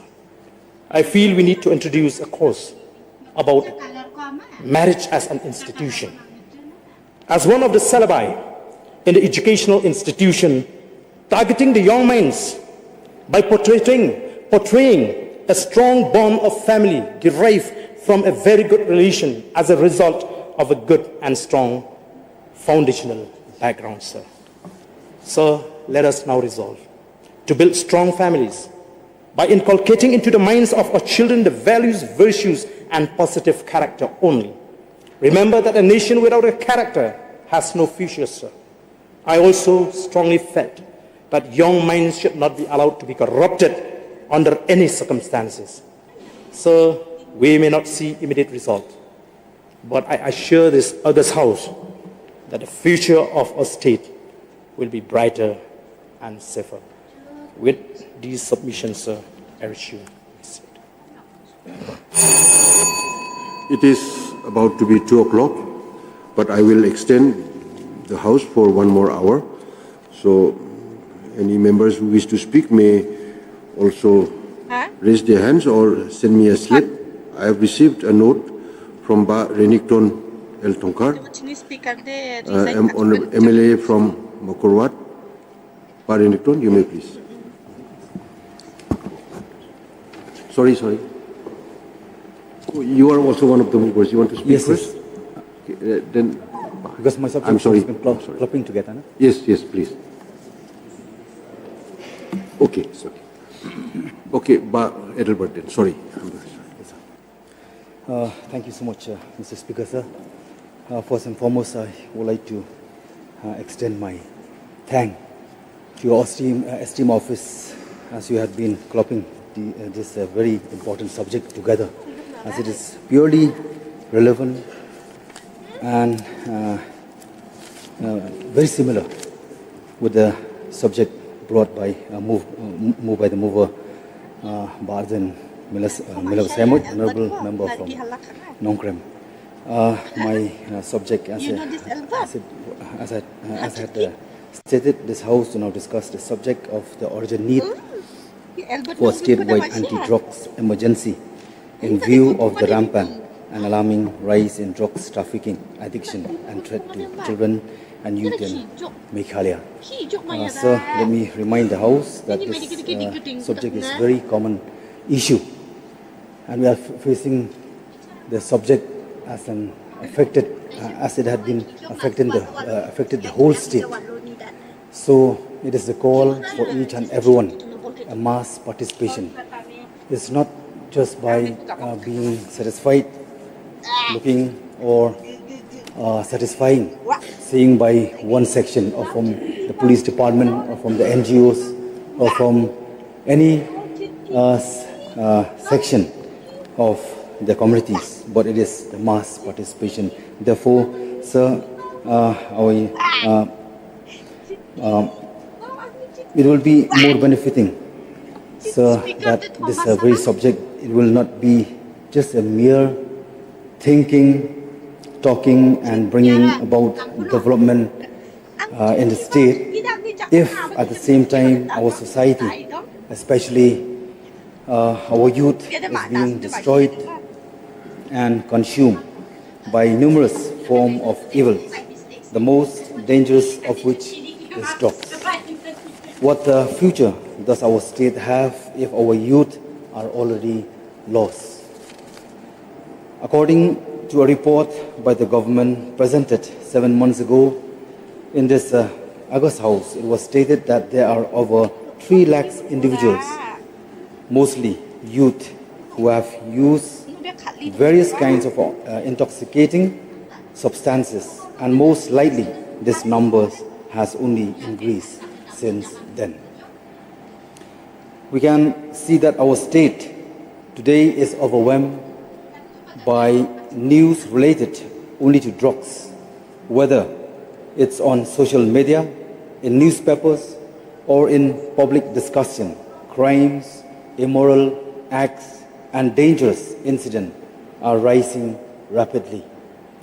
Heinous activities are increasing every single day, to the point where parents are now afraid for the safety of their children. There is no longer peace or security in our communities. We fear the day might come when it will no longer be possible to control this menace, whether it's from those who consume and use drugs or from those who deal and traffic them. It may even reach a point where the government is left with no choice but to issue a shoot at sight order against such individual, like what had happened in Philippines in 2016-17, or to impose life imprisonment. Sir, our prison and shelters home are filled with young people and minors arrested for crimes, either directly or indirectly, connected to drugs use. Rehabilitation centers, the addiction facilities, and treatment centers are overflowing with people who wish to quit these harmful substances. Parents cry in despair, afraid of what might happen to their children, because everywhere they turn, there is only danger. Cases of HIV and hepatitis C are also on the rise, especially among those who use or inject drugs through the sharing of same needles or syringe. Let me repeat again. Cases of HIV and hepatitis C are also on the rise, especially among those who use or inject drugs through the sharing of same needles or syringe. What have we really done? Let us ask whether we have done correctly or righteously in performing our duties and responsibilities. Sir, we know that the drugs consumed and used by our children and youth are not produced within a state. They are brought in from other states and countries. We should immediately stop the inflow. The government should give a special focusing and concentrating to stop the supply. Once we could stop the supply, I believe the demand will subside and full of the dream will come true. We know that the drugs consumed and used by our children and youth are not produced within a state. This is the fact that no one can deny. We have seen that the police have been working tirelessly day and night to gather intelligence conduct raids and arrest those who traffic these illegal substances. However, it is disheartening and even insulting to see that the very people they work hard to arrest are released within just few days and then walk proudly in the streets. This discourages the police and make them lose morale and motivation in the work. So, yes, we see that there are awareness programs being conducted by various organizations and groups. Some are supported by the government, but many of them are self-funded. The question is, our awareness program alone is enough? Local NGOs who work tirelessly and courageously in fighting drugs and helping our fellow citizens who are trapped in addiction are struggling like a fight of a losing war. A fight as if between a lion and a mouse. Many of them receive no financial assistance from the government, central or state, and those who do report facing major difficulties like delays, irregularities in fund release, and bureaucratic procedures. What can we do? What things need to be done? So, it is time to strictly monitor all entry and exit points of the state by deploying modern technologies such as ion mobility spectrometry, IMS, devices, handheld narcotics analyzer, fiberscopes, X-ray scanners, GPS tracking tools, and deploying canine dog squads to check everyone entering the state, whether on foot or in vehicles, public, private, or even army and parliamentary vehicles, because there have been cases where even personnel from the armed forces have been involved in drugs trafficking. These checks must be conducted 24/7. So, if we can block the inflow of drugs into the state, it will force the addicts to seek help and treatment. Only then can we assist them through OST, oral substitution therapy, or other medical treatments. We saw how during the COVID-19 pandemic, the government helped many villages set up their own quarantine camp and center. Why can't the same be done in tackling this issue? So why doesn't the government encourage and assist villages in organizing communities detoxification programs where village authorities can call and encourage all drugs users to come forward and voluntarily attend detox camp? In these camps, the government can simply provide doctors, nurses, and essential medication needed for treatment as well as financial requirement. So, such detox programs must involve collaboration between the Darbar Chnau, village council, police, communities, organization, faith-based group, and especially NGOs. Working with drugs user along with support from law enforcement and health department. It is also time for the government to establish task force at the district block and village level. These task force must include all stakeholders, focusing on both rehabilitation and prevention. So we have the NDPS Act, but is it sufficient in the context of a state? Do we need a specific state law or at least an improved and stricter implementation of the Meghalaya Drugs Abuse Prevention Policy 2020? Perhaps if we had our own state level law, we could impose harsher punishment on dealers and peddlers, which would lightly reduce drugs trafficking addicts would also hesitate before becoming peddlers, themselves a common pattern as many users eventually turn into sellers to fund their addiction.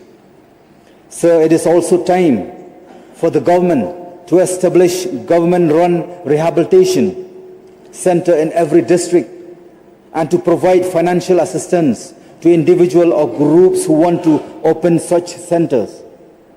Currently, many families are forced to send their loved ones outside the state for treatment. We have seen how our youth are treated in these centers located outside Meghalaya, often in unfamiliar and unfriendly environments. So we also witness how a youth organization from one locality in Shillong stood up and threatened drugs users and peddlers. What drove them to take such extreme action? Is it the result of government failure and inaction? We fear this may spread to other localities where people may take the law into their own hands. And when that happens, law and order will collapse across the entire state. The world has already accepted that addiction is a disease, and a relapsing is high possibility. Therefore, we must understand that our fellow citizens who are addicted require specialized and long-term treatment, not just a one-time intervention. There must be regular follow-up, continuous support, and mental and emotional care until they fully regain their strength and stability. So, we also observe that many youths relapse even after rehabilitation. Why? Because they receive no support afterward. There are very few recreational activities, and most of them lack employment opportunities. As a result, they fall back into the trap of addiction. Hence, there must be sufficient recreational activities and especially vocational training so that they can stand on their own feet after recovery. I almost come to a conclusion. Lastly, topics like drugs abuse, early teenage pregnancy, and misuse of social media, mobile phones must be made mandatory, conducting offline and online classes. In all schools and colleges to spread awareness and protect our children and youth from these dangerous and harmful behaviors that arise from misuse. So before I conclude, let me put a clear remark, a clear message by this present government of the day. Let it be a clear message sending to our beloved state that this government will not spare, and there will be no zero tolerance even of small possession of small quantities. With these very few words, sir, I would like to submit my submission before you. Thank you so much, sir. Thank you. But Renikton MLA, Renikton Lingdo.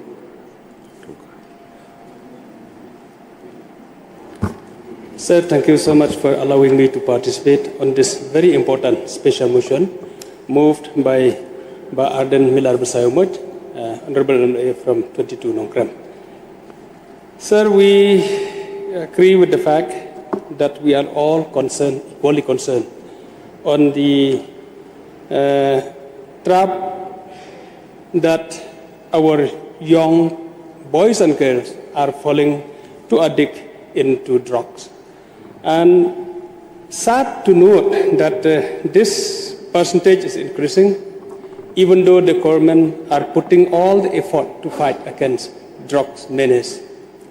Sir, I must appreciate the step taken by the government in fighting against drugs.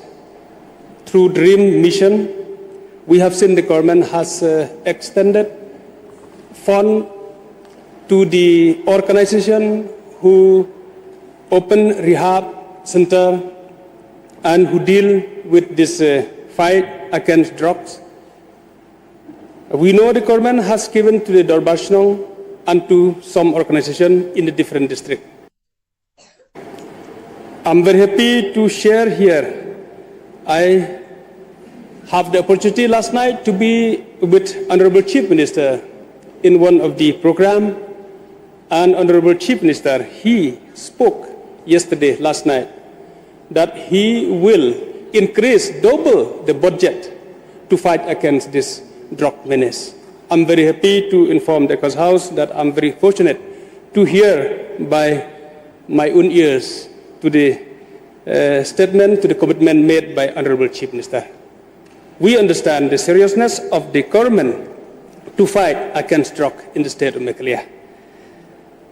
But sir, even though we try, but we know for the fact that the smugglers, drug smugglers are still there, and they are trying their level best to increase their business. I agree with the point raised by all other members who have participated, that there was a supply change, and it is very, very important to stop this supply change of drugs. Sometimes I'm concerned listening to the awareness program that we had when I have the opportunity to listen myself. In the awareness program, instead of creating fear to the youngsters to involve into drugs, it is sometimes like encouraging and giving the awareness to them that they come to know about the goodness of involving into drug business. I am again sometimes to the speaker who spoke in front of the young people, like giving the awareness and telling the fact that how people become so rich overnight and become so rich in a very short time involving in this drugs business. Sir, I think this is the time that we have to educate even our people while giving awareness, that we should not talk about making rich by involving in drugs business. I think we also understand, as a matured person, we have to take the responsibility. How do we speak to our young people in the programs that we are having? It worries me so many times when I listen to the speech of the person who gives the lecture in the awareness program and telling in front of our young boys and girls that how people became so rich, and a small quantity of drug, it's involved crores of rupees, and if you do this kind of business, you will be rich. Sir, I think this is very, very important. As legislators and all the officers in the department involving in this fight, we have to be very careful while talking to our young people. I am concerned, sir, to see that some family, they are desperate so much, and sad to hear that there are some parents, they don't have any more hope for their own children, and they tell to people that we will let him drink, let him inject till he die. They don't want to fight anymore. Desperately, they said, we will give whatever he wants till he die. It's very sad to know that there are some parents who are facing such kind of problem to their own beloved children. Sir, my last submission on this very important fight that we all have to involve ourselves is that I know even though the government, as I have told from before that the government is trying its best to fight against drugs menace, against drugs supply, against drugs addiction, but we know it is very, very difficult for the government alone. Therefore, I appeal to the community. It is a high time that we all as a community should involve in this fight. As a community. And I request the government, if it is required to amend the law, we should amend the law to enable, to empower the Dorbashno, to empower the headmen to involve themselves in this fight. We should all fight together. All the traditional bodies has to fight together. Health department has to fight together. And even the Dorbashno has to have a place in it to fight together. Only then we can see hope that we will be one day a drug-free state, and we will give hope to the family, to our young people living in this beloved state of Meghalaya. Chairman, sir, I truly believe that if we all fight together, it is not too late. If we all involved in this, seriously, honestly. Sad to hear that there are people at the higher place, at the high place, involved in this as alleged. Chairman, sir, I think we should ensure ourselves, each one of us, that we should be free involving in this kind of business, and we should do all possible things to stop supply and to do not allow our young children, our young boys and girls, to fall under this drugs addiction. With these few words, I resume my seat. Thank you. Thank you, Honourable Member. Now I'd like to request Dr. Mukul M. Sangma, Leader of Opposition, to kindly take the floor. Mr. Chairman, sir, at the very outset, I would like to thank the honourable members who have jointly moved this very important motion. There are a few things where I would like to stress upon. The mover of the motion and the co-mover of the motion and our honourable member from Maukarwat have already stressed on those areas of concern and the measures which can be considered by the government in order to deal with this challenge, a challenge which is not confined to the state, not confined to the nation, but is, of course, a global challenge. In respect of this issue of uncontrolled inflow of the drugs which is made available for the targeted youth, we have to see from the context of geopolitics as well. And if we look at the scale of these substances being smuggled and peddled through, they are all reflected. Only even in the case of Meghalaya, we were told, as was made available to us by the authorities concerned, that the total seizure of drugs in last 5 years amounted to 412 crores in value. Similarly, since 2021, in respect of Assam, the seizure of drugs are more than 2,000 crore. These are scales of the only quantum of drugs which were seized in terms of value. But when we look at the quantum of drugs which is somehow managing to reach the target, it's a matter of concern. There is already a late modus operandi, well-scripted modus operandi by the people who are involved in this illegality. In fact, It's a global concern. Now, why it is global concern is that all these substances, particularly the new trend is that people who are in this illicit trade are actually engaging in innovation. Innovation in respect of ensuring that if the targeted victims are once trapped, they cannot get out of it. They have tried to engage the experts in the field, people who are in the domain of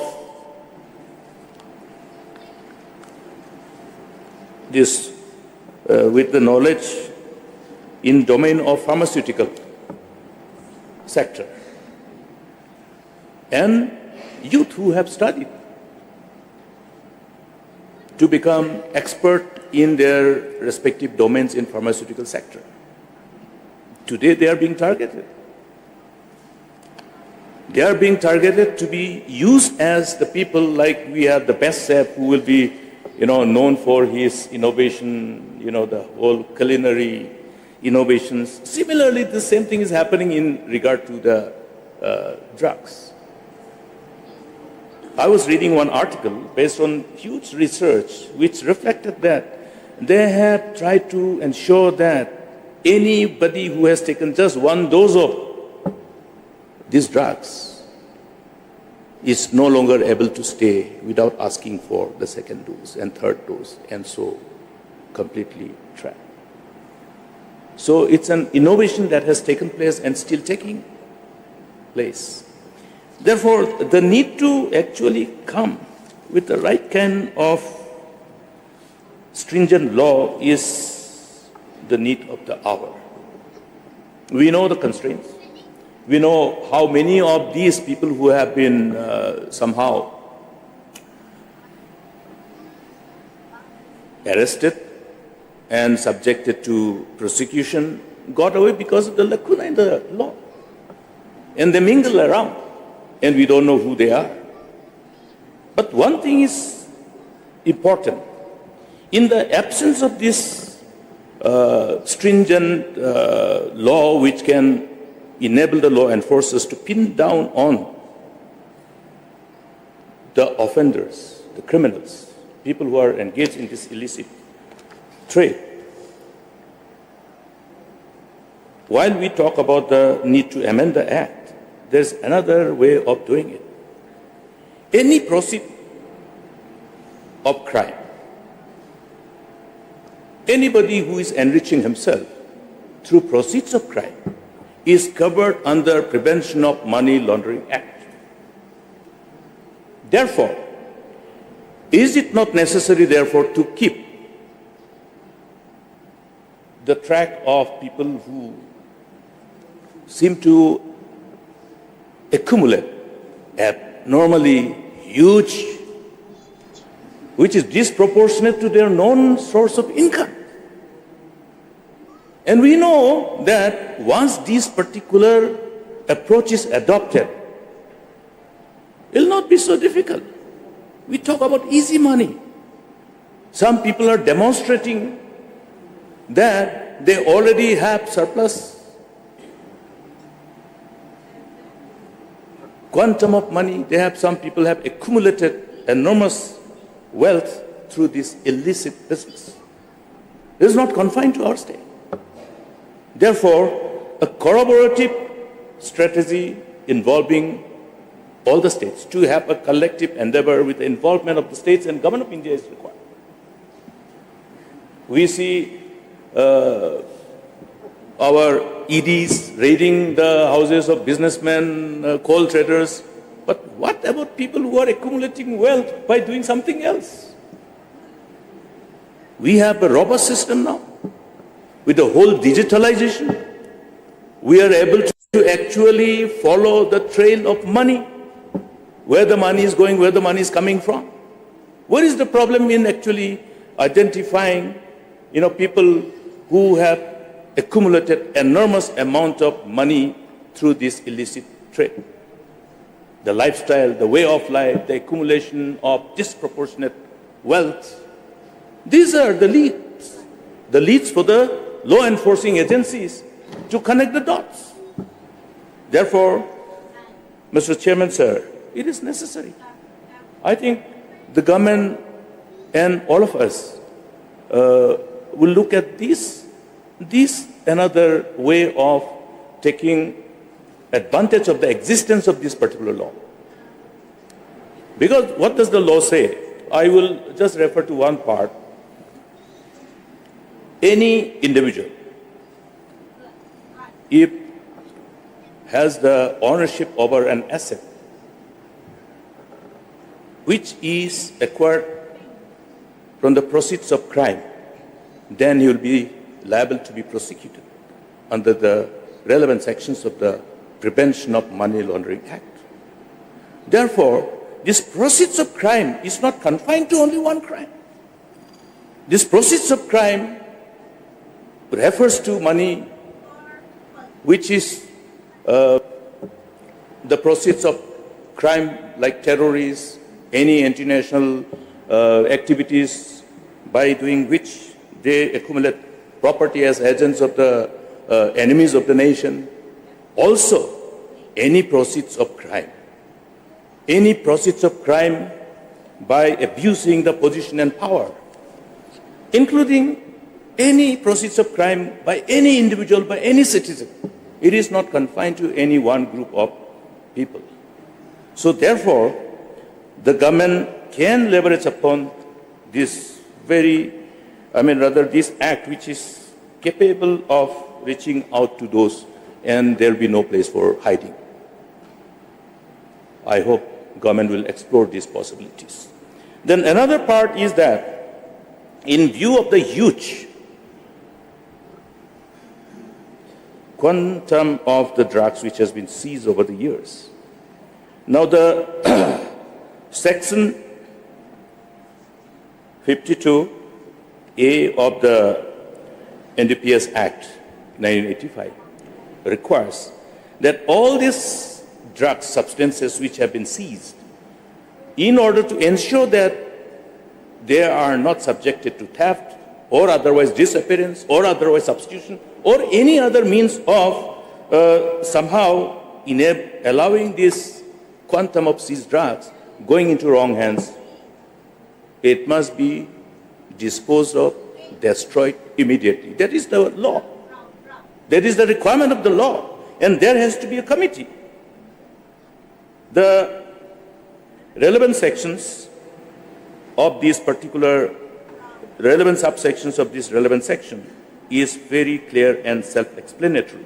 Therefore, it will be in the fitness of things for this August House to know from the government as to, in this regard, whether these provisions of this particular act have been adhered to and implemented. If so, the debt. Because it is very clear. It is even clearer into how it should be done. How the committee has to be done, constituted, the chairman of which should be notified, and how the disposal should be done with the involvement of the other authorities under the Government of India, Joint Commissioner of Customs and Central Excise, Joint Director of DRI, or officers of equivalent rank. So whether this exercise has been done in order to destroy all the drugs which has been seized in last preceding years. This has to be made known to this August House in order to ensure that the authorities are doing what they should be doing in sync with the mandate of the law and requirement of the law. Then another important part which I would like to share is to look at the precursors, the ingredients which are required for all those deadly drugs of the present era. Methamphetamine. How is methamphetamine made? What are the precursors? all these areas of concern. Now, for example, if one pharmaceutical company is producing ephedrine or pseudoephedrine, which is the precursor of methamphetamine, how much is the pharmaceutical company producing? Must be put under scanner. Where is it going? There must be an appropriate trail and the end user. Now, suppose I am a pharmacy retail shop owner. For how many lakhs of people I will be selling this ephedrine or pseudoephedrine preparation, which is a precursor for methamphetamine? If there is an abnormal absorption through the sale proceeds of those so-called pharmaceutical retail shops and whatever, even the consignment which is brought by the distributor, where is it going? The end user. Because it is meant for the patients, not to be used as a precursor for those substances. Therefore, there is a mechanism to track the perpetrators if there is a will.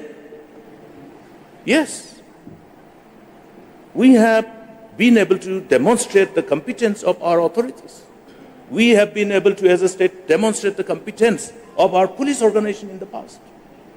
When terrorist organizations were buying some arms from other states, everything in detail were known by our security agencies, and they knew where they were going, where they have reached, and they knew where to seize. So the robust system is available with the government. How we should utilize them and how we should leverage upon them, how we should augment that system, improve that system, courtesy, technology, artificial intelligence. So there are many ways. Today, the complete digitalization of the whole banking system is another way. So therefore, Mr. Chairman, sir, I think it's not a time when I can be too elaborate in this regard, but I have indicated that there are certain areas which should be examined in totality and have further exhaustive due diligence to know more about how these things are going and coming, how these precursors are coming from other countries and being, converted into these end users' product, and how they are infiltrating our international border and how it is reaching us. We have long border with Bangladesh, and now with the situation in the neighboring country, under the current situation, I think we have to be more alert. So also the Indo-Myanmar border. So also other borders.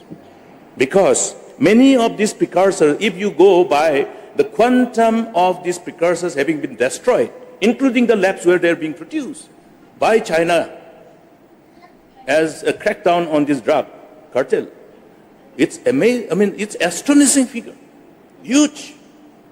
Therefore, China is not far away. China is our neighboring country.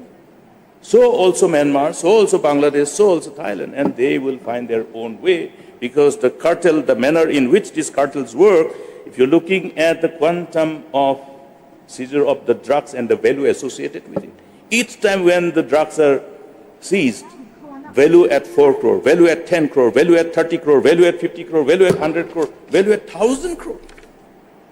That means people with big money are playing. Nothing happens to them, even though huge consignments are seized, which has a very high astronomical value. They continue uninterrupted.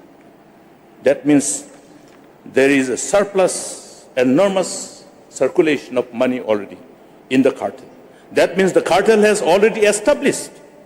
That's the reason why we see that lots of pharmaceutical companies, they continue to produce ephedrine, pseudoephedrine, more than what is required in the nation. How many people are suffering from cold and cough? That one pharmacy will end up selling these products of ephedrine and pseudoephedrine for 1 lakh patients. These are leads. These are leads to go after them. The chain, break the chain and break the nest. This is what we did when we wanted to restore peace. We went to see where they were sleeping, where they have built their nest, where they're breeding. And that's how we restore peace. Similarly, in these cases, the geopolitical angle must also be seen, and Government of India must be aggressively engaged in this part. Because Northeast is more vulnerable. Look at what's happened in Punjab. With heavy heart, I think every parents are speaking about this. And therefore, we have already crossed the limit. In fact, we should have been able to do something earlier, but something has gone wrong. The so-called porous international border is not acceptable to us. It is not acceptable to us. It is not the responsibility of the state to seal the border. It is the responsibility of the Government of India. Therefore, under the present circumstances, they must aggressively engage with Government of India collectively, not just Meghalaya, Manipur, Mizoram, Nagaland. We spend lots of time to build party, but this is another crucial area where we should engage. It is not possible for Meghalaya alone to fight this battle. Let us be honest and blunt. We know how the drugs are reaching Tura. We know how the drugs are reaching Ampati. Who were the peddlers? Peddlers were from Assam. And today, unfortunately, our honorable member from Fulbari, the Honorable Minister of Power, will be seized with this problem in the plain belt. Huge problem. We never expected that problem of this scale in respect of substance abuse will take place in that part of the country, because that is both Meghalaya and Assam. More in Assam. Therefore, this collective resolve of the states is a must. Therefore, how we give effect to this intent, we have to take Government of India into the loop. I'm sure they will be forthcoming in doing so. So, rest, we know number of initiatives are being taken by the government, but that is not going to be enough unless this collective resolve is taken care of, unless the international borders are still in the right earnest, and unless people with this process of crime are put under scanner and the whole law of the land is activated to go after them. That will create the kind of deterrence. Because what Honorable Member from Alkurwar was saying is very alarming and scary. That people tend to think that, okay, by doing this, I can become rich overnight. Shortcut. Temptation. The greed. The helplessness, the hopelessness from other road may be so difficult, uphill. They will look at some of them. Just one or two are enough to destroy. So therefore, the cartels will find easy partners, soft targets to recruit them as their partners. If 10 years old, 12 years old, the young ones are already being targeted, we know then what is their modus operandi. We already understand how dangerous they can be. And it's very painful to see families. When everybody is well, there are plenty of works. But when one member in the family is a victim of substance abuse, they have no other work except to focus on that particular effect. Yes, this is what is happening. I have seen it, I'm seeing it. We are all seeing it. So I think we must all come together.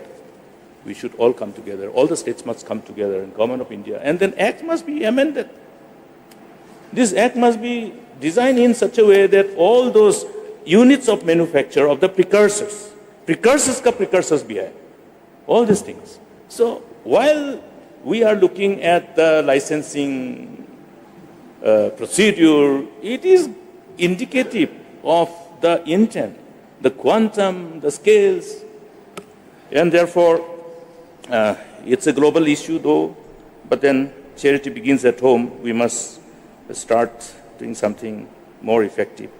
Given the challenges, I think we can overcome if we all come together, and if we also, like what the mover of the motion has also said, the community role, the morality, the hesitation to look at the shortcut to become rich. These are important because they know that they may be rich, but they will be in prison one day. That is the deterrence. Therefore, PMLA. Well, people may not like it, but then I say that this is one of the strongest weapons, the strongest legal weapon available before the country, before the state, before all of us. Then on the issue of this increasing number of people living with HIV, it's a matter of concern. We have seen what the government is doing, but much more things are required to be done. How the people living with HIV and the stigma attached to it can be addressed is going to help us in many ways. Though there may be other school of thought, but then it has been well understood that unless the people who are infected are living with the virus, they are honest to share and don't hide, then we know what to do. Therefore, the stigma attached to these people living with the virus is the issue of concern. This is because of the way we look at them. Number of programs, but I think much more aggressive program has to be there to achieve this objective, which is already formatted exhaustively. Many experienced people who are dealing with this, fighting with this, have already worked out and then formatted the whole protocols as to how to deal with. And as challenges confront us, I think as we evolve, based on our learning experiences of the past, we'll be again equipped with more ideas and knowledges, and we will know what new challenges confront us, and we will find a way how to overcome them. So I leave it to the collective wisdom of all of us. Let it not be confined to only the department concerned. We can see now this particular topic when we are discussing. Which minister will reply, I don't know, because it involves so many. Therefore, that collective, that convergence of thoughts, that is very crucial. And then the onus of responsibility of making it happen is upon the government, and then we look forward to see that effective measures are put in place to somehow face these challenges and see how we can insulate our state, our region, and our country from this very formidable challenge, which is actually a global challenge too. But then as a state, when we start, I think the model of our measures that we take can always be seen. If it is the best, then it is replicated. What is best done by somebody, showcased by somebody, we can always emulate them if they're the best. So with these few words, Mr. Chairman, sir, I resume myself. Thank you, Honourable Leader of Opposition. Now I would like to request Charles Mulgar, Honourable MLA, to kindly take the floor. Thank you, Mr. Chairman, sir, for allowing me to participate on this motion brought by the honourable member from Nongkrem constituency. When we talk about the drug menace, it is an issue we are all familiar with. We have seen its impact on social media. We have heard about from various organizations and even the church continues to raise concern about it. It has affected our society deeply, socially, morally, and spiritually. As one of the members of this August House, before I continue my speech,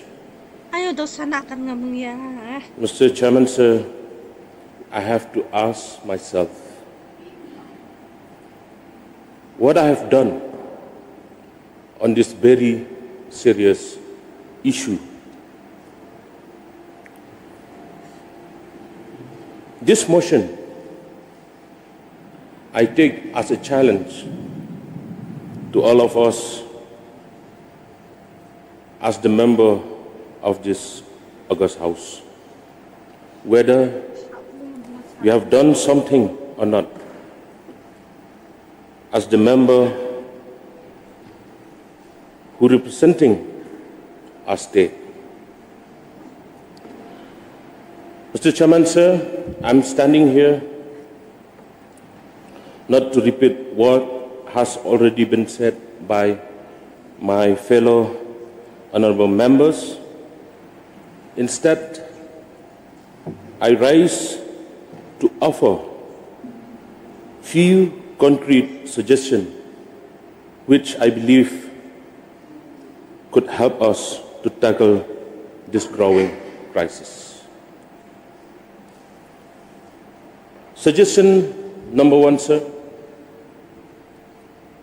I would like to suggest a government formation of a state-level special committee on drug menace. Let the government consider setting up a special committee at the state level dedicated to addressing the drug menace. This committee should include representatives from the police department, health department, education department, NGOs, and also faith-based organizations.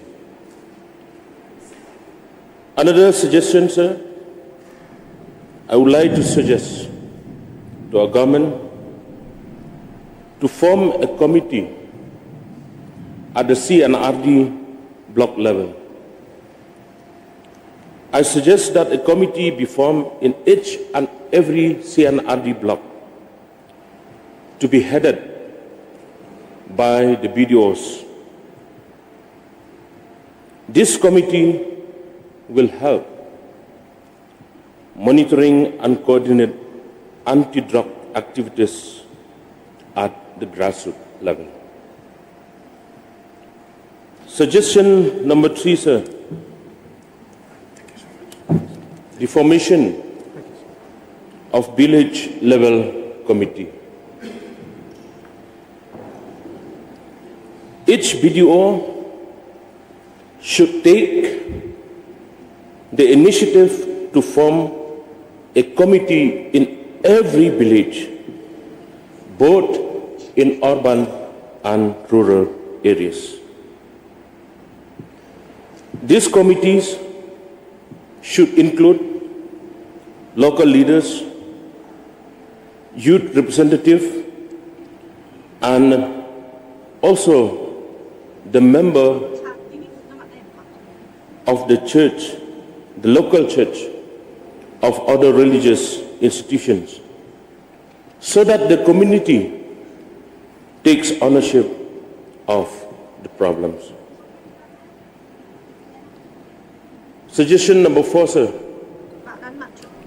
I would like to suggest that our government should establish more counseling centers. This is a dire need to set up more counseling centers in every district. These centers will offer support and rehabilitation services to drug users and will play a key role in prevention and recovery. Mr. Speaker, sir, in conclusion, I will not take much time. Drug abuse is not just a personal issue. It is a community issue, a society issue, and a moral issue. Therefore, sir, our fight against drugs must be united. inclusive and continuous. I once again urge the government to consider this suggestion with sincerity and urgency. With these few words, Mr. Speaker, sir, once again, thank you so much. And with these few words, I resume my seat. Thank you.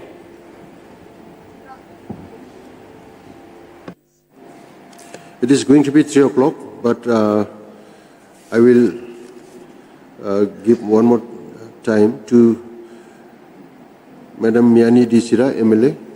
You may speak, but please be brief as much as possible.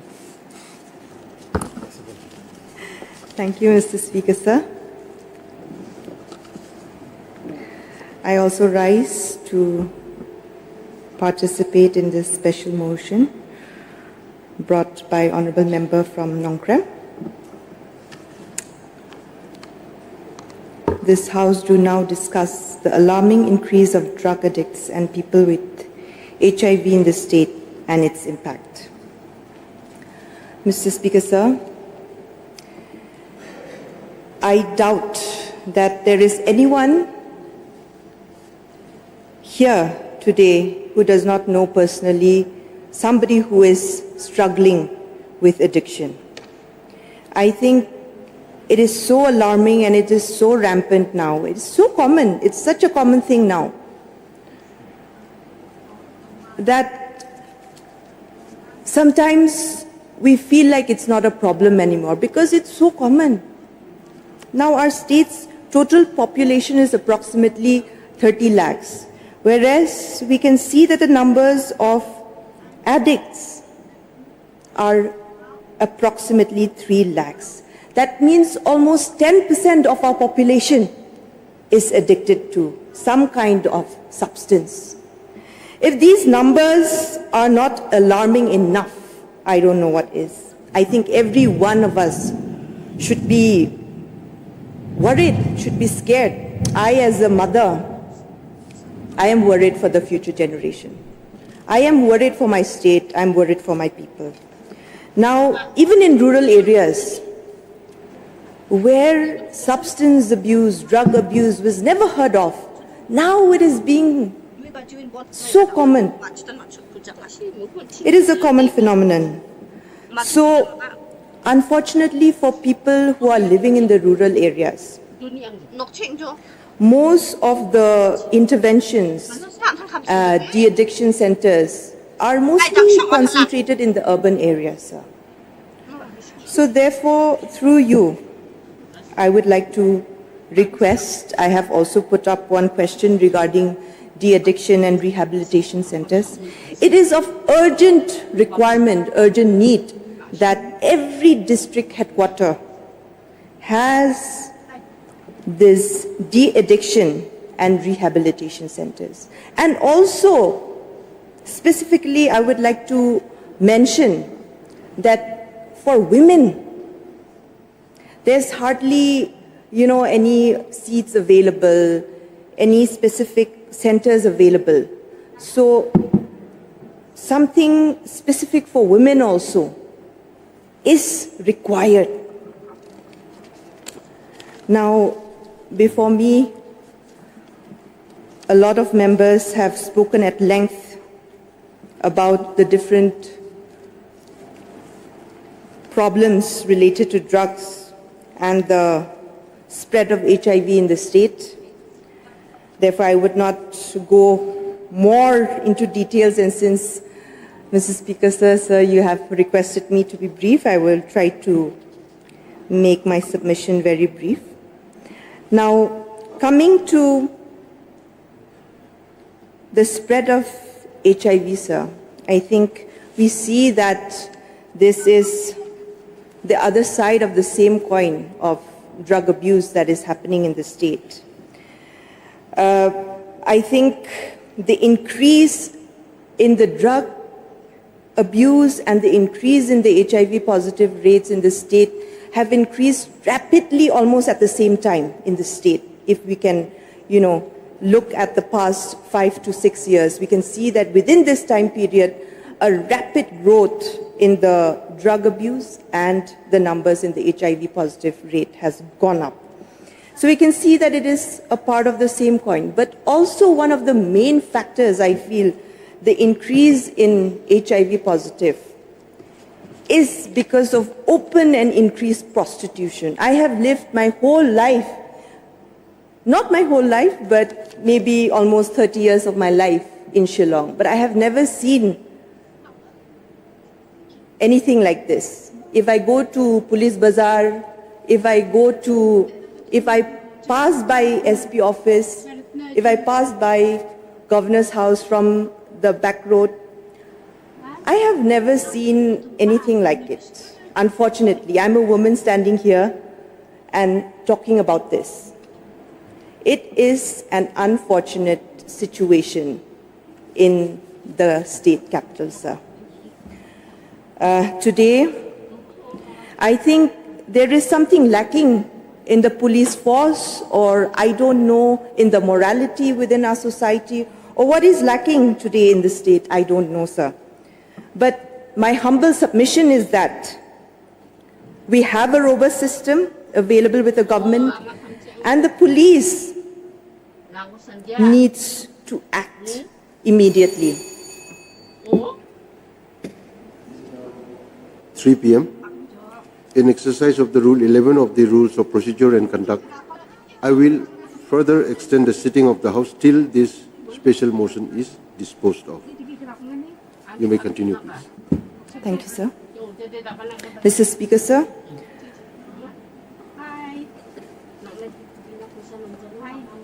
The Meghalaya police, I'm sure, is equipped to deal with all these issues, maybe not fully, but whatever is in their capacity, they need to act. Sir, most of the recommendations have been given by the honorable members who have spoken before me, so therefore I will not dwell on it. I will just request one thing from the government of the day, that we take this matter urgently and bring on board all of the NGOs, the church bodies, other religious bodies, and every one of the civil society who are concerned about this issue, and create a platform to deal with these problems. Sir, I think for the HIV positives, one recommendation I would like to give as well is that availability of testing centers, sir. I think in every, not just in district headquarters, if possible in all the PHCs, if they can do the tests, because this is spreading because some of them don't even know that they have the disease. They don't even know because they feel the shame to go and get tested. So therefore, sir, if they can get tested, then we would protect wives and children who are unaware of the disease being spread within their own homes. Therefore, sir, and once they get tested, if they are positive, immediately they need to be given some kind of counseling, because only then they will feel the responsibility towards not spreading the disease. And I think from information from the medical department on inquiry, I was told that medications are not easily available as well. So in the hotspots of where our people have increased positivity rates, I think there needs to be easy accessibility for medication as well. So, sir, with these few words, I would like to resume my seat. Thank you. We have one more speaker, last one, Sostinos Sotun. Would you please, before the Minister replies, I will just give you some time. Please be short and brief.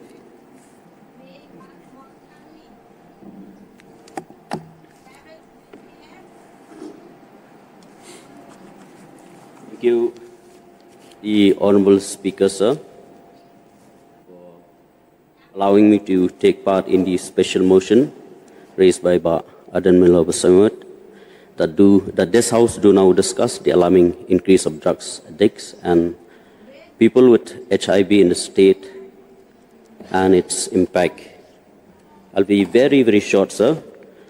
So, first of all, I would like to thank the government for the different initiatives, the steps taken in eradicating drugs and the drugs peddlers and drugs smugglers.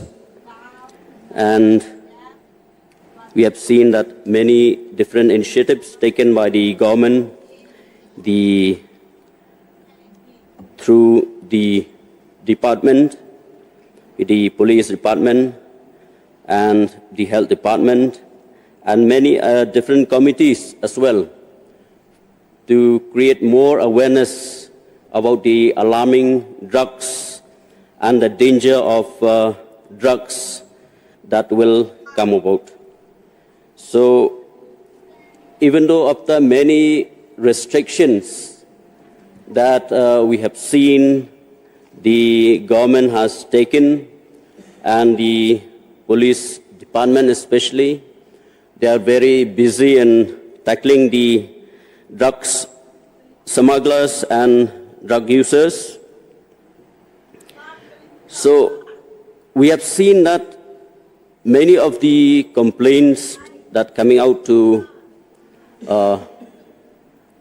us as public representative, that many theft taking place in different areas due to drug users. And I myself, as the local MLA representing the border areas, we have noticed that many of the areas that is the danger point, as we say, because sir asked to inform to this August House, many of the family members, they are very much concerned of their own children, especially those who have already addicted to drugs. And to state here in the August House, and I was informed by many people also, that Boniat area, after crossing the bridge, you will see one junction where many people, they will say that this is the pickup point. Even though initiatives have been taken by the police department, and still drug users and smugglers still exist in that area. So what I feel, sir, that in those certain areas, maybe CCTV camera to be installed, or creating the other force, like the special task force, which will include the village dorbers, some of the youth, the NGOs or women's group, in helping the government or in helping the department concerned to wipe out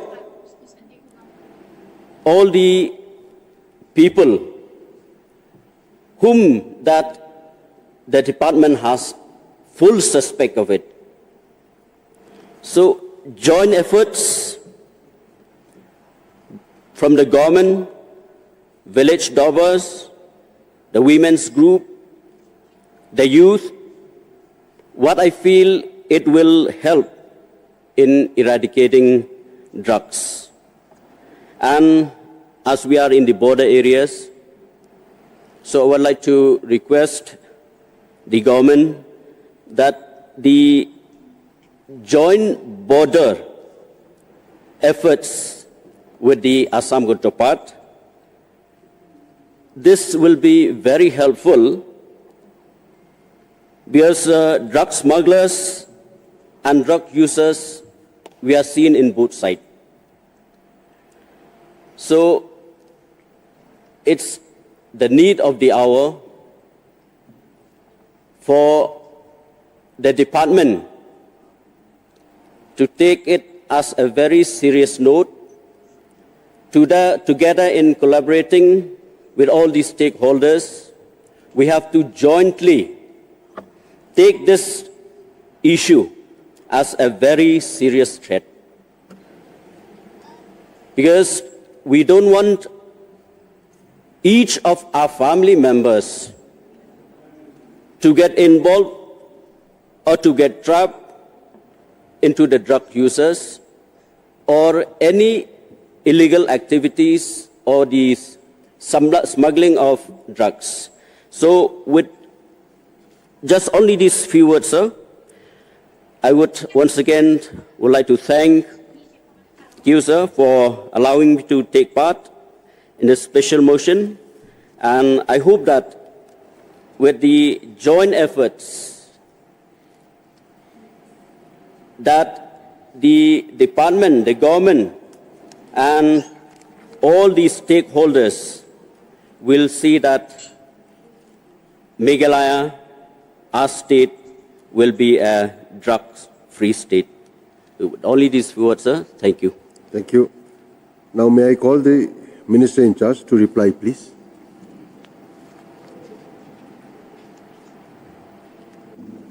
Mr. Speaker, sir, at the outset, I take this opportunity to thank both the movers of the two motions which are of a similar nature, the Honourable Member from Nongkrem, Pak Aden M. Basayomai, and the Honourable Member from North Shillong, Pak Adelbert Nongrom, for having drawn the attention of this August House to a grave and alarming situation. I also thank numerous legislators who took part in the discussion, the Honourable Member from Maukarwan, Mauhati, the Leader of the Opposition, Honourable Member from Ampati, as well as the Honourable Member from Jirang constituency. I'm sure that we all share the grave concern at the emerging situation. But I also would like to share the glimmer of hope which the Honourable LO made when he referred to the famous song, "We Shall Overcome," which galvanized an entire society to fight against apartheid in the past.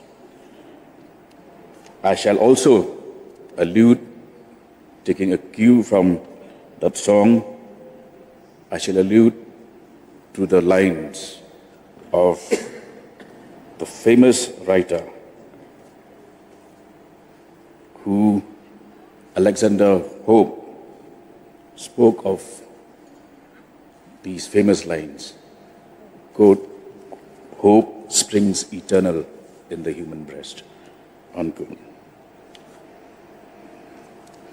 So, substance use disorders and the cumulative effects that it has had and is having on our social fabric is known to all of us. We are all concerned, not just as leaders of the state, but also as parents, as guardians, as uncles, as aunts, and as members of a society that is struggling to make its presence felt globally. I'm happy that at least the LO made a very clear-cut distinction when he spoke of the problem of drug addiction and its spread as a menace, as just not a regional or a state matter, not even as a national crisis, but a global phenomenon and a global problem. We live in an increasingly globalized world, and for a state and a region that shares 98% of its borders with other countries, more especially the fact that we are very close to the Golden Triangle of Myanmar has made Meghalaya especially vulnerable to the problem of drug addiction and the spread of drug trafficking. Sir, time may not permit me to spell out all the initiatives that the government has taken. But I'd like to make a pointed reference to the fact that there were several initiatives that have been taken by the current government for the first time ever. For instance, we have a national act apart from the NDPS 1985. We also have the PITS NDPS legislated and passed by Parliament in 1988. The state government is applying both these acts with a major difference that PITS NDPS also allows our law enforcing agencies to detain repeated offenders, drug traffickers, for a period of not less than a year. And it is after 25 years since PITS NDPS was passed by Parliament in 1988 that the government of Meghalaya has invoked provisions of this act and applied it in Meghalaya. Today, as we speak, there are 5 repeated offenders who are serving detention under jails in the state of Meghalaya. I'd like to make a pointed reference to the act that the LO has referred to, the Prevention of Money Laundering Act, and to specifically point out that such a provision is also contained in PITS NDPS.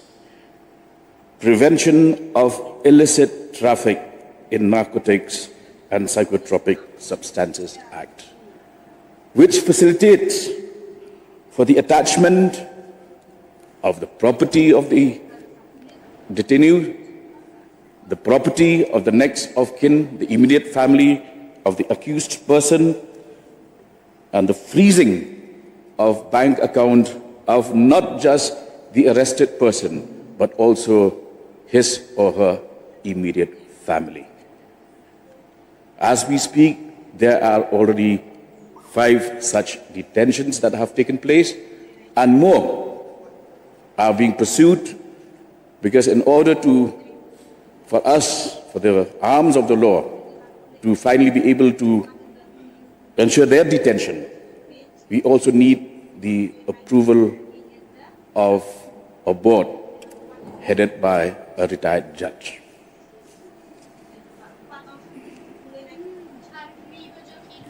It is also for the first time that the state has a mission that encompasses various departments. And under the DREAM mission, headed by the Honorable Chief Minister, the Department of Health, Social Welfare, Home Police, Education, Law are all integrated. And under this mission mode, we have successfully reached out at various levels and strata of administration, including right down to the block level.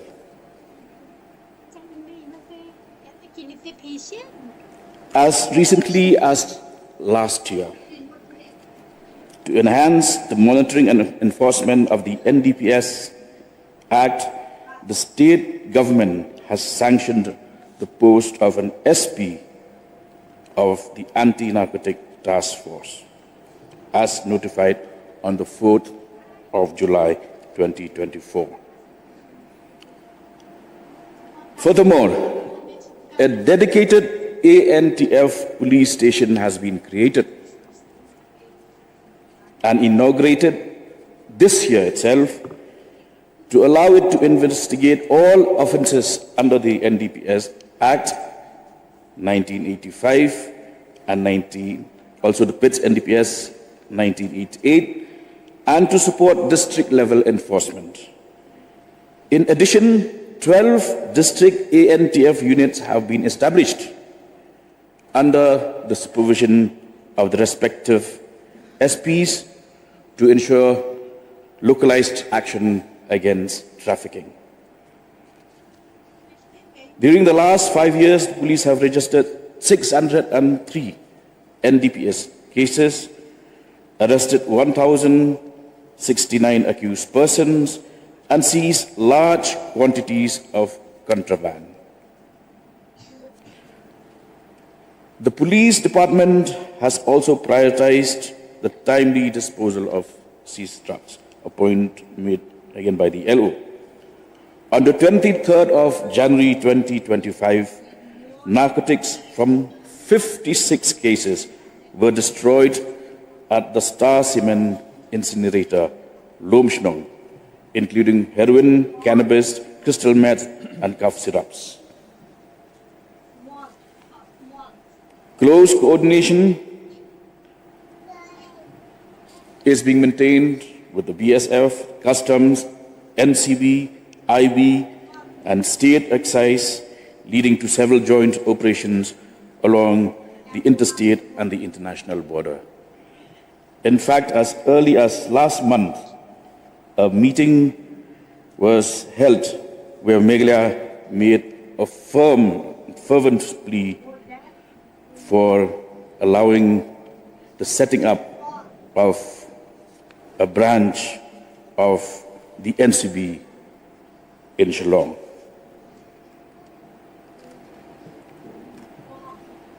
Efficient and effective investigation of cases have ensured that more arrests are being made. And today, areas which have never been covered in the past, for instance, the cantonment land, areas under the cantonment board, Yodo, where the ANTF has not shown its presence in the past. We are showing our presence today. Just this Saturday, I was at Kle Yodo to inaugurate a counseling center with the partnership of faith leaders. We are doing a lot, but I also concede that the biggest room in this world is the room for improvement. The state is also a pioneer in providing treatment for users, drug users of different ages and genders. We have 12 existing rehab centers, either funded by the center, the state government, or privately owned. We have one integrated rehabilitation center for addicts run by the KGPA New Hope De-Addiction Center at Maudiangdiang and supported by the Ministry of Social Justice and Empowerment, Government of India, which was pursued by the state government. We have 7 institutions fully supported by the state government and 4 privately owned. The ministry has also helped set up an addiction treatment facility at Tura Civil Hospital, and we have one outreach and drop-in center at Shillong managed by Kripa Foundation.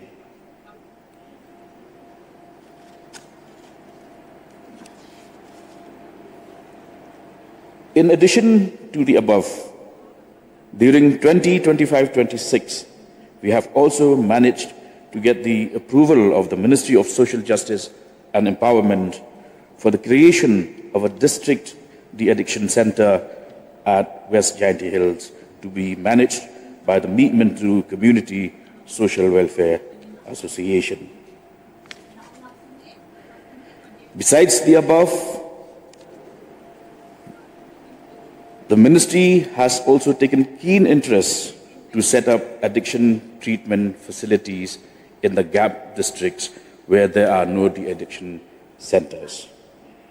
Proposals for establishing additional ATFs through the Health Department have been submitted to the ministry, and these include Civil Hospital Shillong, Memhans Shillong, Jawai Civil Hospital, Bakmara Civil Hospital, William Nagar Civil Hospital. That apart, we also have the addiction center in prison settings, and the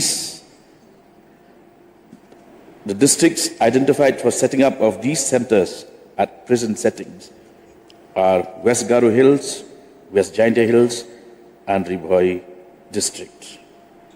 In addition to this, 62 NGOs have been given grant and aid from the state for carrying out activities under the anti-drugs campaign, reaching out to more than 15,639 individuals. At the state level, the DREAM project, we ensure that we collaborate between the various departments I have mentioned, and also the Meghalaya AIDS Control Society is actively engaged in creating awareness on various topics of drugs, HIV AIDS, and these programs are being organized across the state. We have also provided financial aid to Life Care Foundation Rehab and Counseling Center, Sokhlam Maukarwat, for the management of the rehab center. We have signed an MOU with the Society for the Promotion of Youth and Masses, SPYM, for training of teachers as master trainers under the Navchana module to be implemented by the Education Department. Besides these, we have organized programs where there were testimonies by recovered addicts, a pledge-taking ceremony led by the CM, cycle rallies, football and basketball matches, IEC stalls, all of which witnessed more than 600 participants. Mr. Speaker, sir, I'd like to highlight central initiatives in combating drug abuse. The Nasha Mukht Bharat campaign, launched on 15 August 2020, has made a lot of headway. The campaign has reached to 30,420 youths, 12,233 women, and 1,226 educational institutions.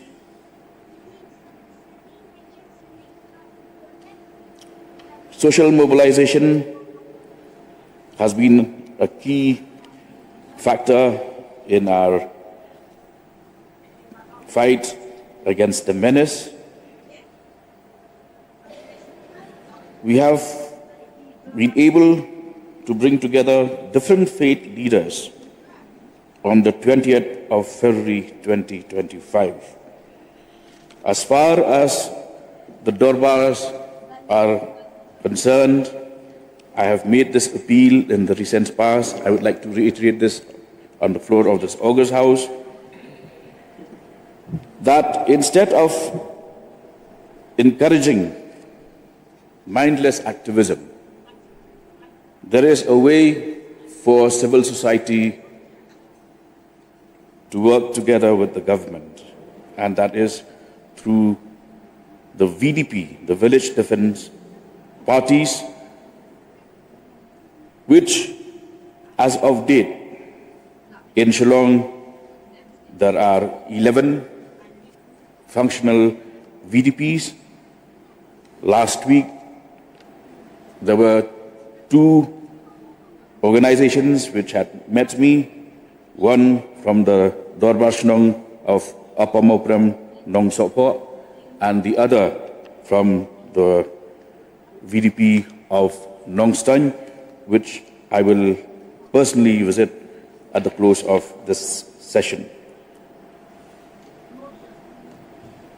A joint inspection was held with the Cantonment Board, State Police and the Dorbar Shnongs on the 21st of March 2025, and this has led to our identification of sites for installation of CCTV cameras and the removal of scrapped vehicles at Lom Survey and Tembujoy, which have become hotspots for drug-related activities. As far as these activities are concerned in areas where various honourable members have spoken, I would request them to share details with me so that we can further enhance the activities under the DREAM mission.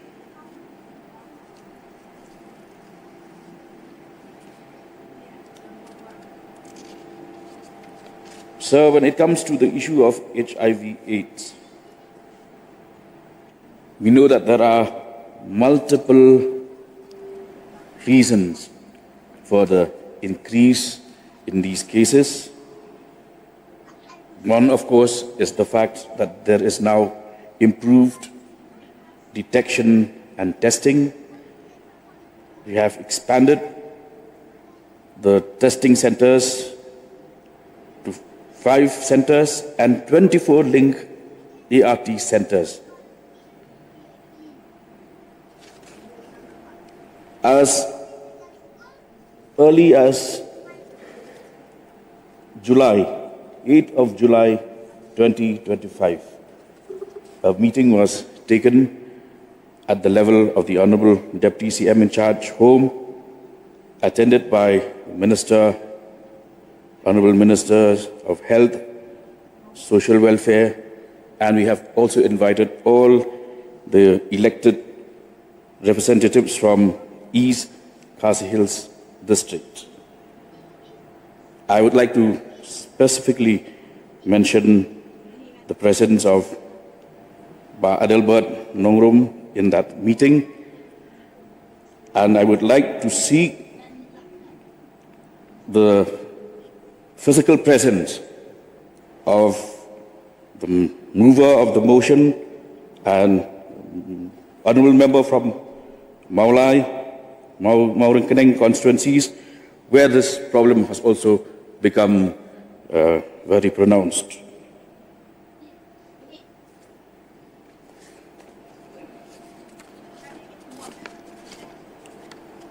So I hope that this comprehensive overview has managed to illustrate how serious, how concerned we are with the matter. I have made it a point to get daily inputs from the SP, ANTF. I'm happy to say that in a matter of barely 10 days, narcotics worth of 4 crores were seized from Giant Hills and 1 crore from Shillong just day before yesterday. 5 crores in a matter of 10 days. This shows that we are going tongs and hammer. We are relentlessly pursuing the fight to contain, control, and I'm confident we'll be also able to fully eradicate the menace. So once again, sir, I thank all the members for their valuable inputs. I would, however, implore that engaging on the floor of this House should not be the only platform. Time and again, we will need them to come up with the valuable inputs, information, and also, this is not us versus them. This is the state of Meghalaya, the people of Meghalaya, fighting in unison against a menace that threatens to make us victims. But the choice is ours. I would implore that rather than succumbing to the temptation of admitting defeat, let us be victors and never, never victims. Thank you. Now, I give time to the mover of this motion to seek any clarification. You wish to seek any clarification? Sir, for the mover seeks any clarification. May only one clarification in view of this very important aspect of response from the side of the government. In relation to the responsibility vested upon subsection 1 of the section 52A of the NDPS Act 1985, the Honourable Minister has already indicated that an action to this regard has been done. But here, the clarity which I would like to have for the purpose of enlightenment of this August House is the total inventory which was available with the authorities concerned for last preceding dates of seize, and then the total inventory, whether the total inventory which was available with the authorities concerned have been already destroyed as per the requirement of this law, total, or there are some more recently seized items. That will be important. Yes, sir. As and when we obtain due permission from the High Court of Meghalaya, we organize programs where at the indicated sites for incineration, the seized drugs have been incinerated and destroyed. Mr. Speaker, sir, may I request the Honourable Minister in that regard to make it public before the particular action is done, so that at least there'll be some representatives from the civil society who can be there, and then it becomes, a kind of a narrative for the whole society as a whole to instill the kind of confidence and minimize any chances of doubt.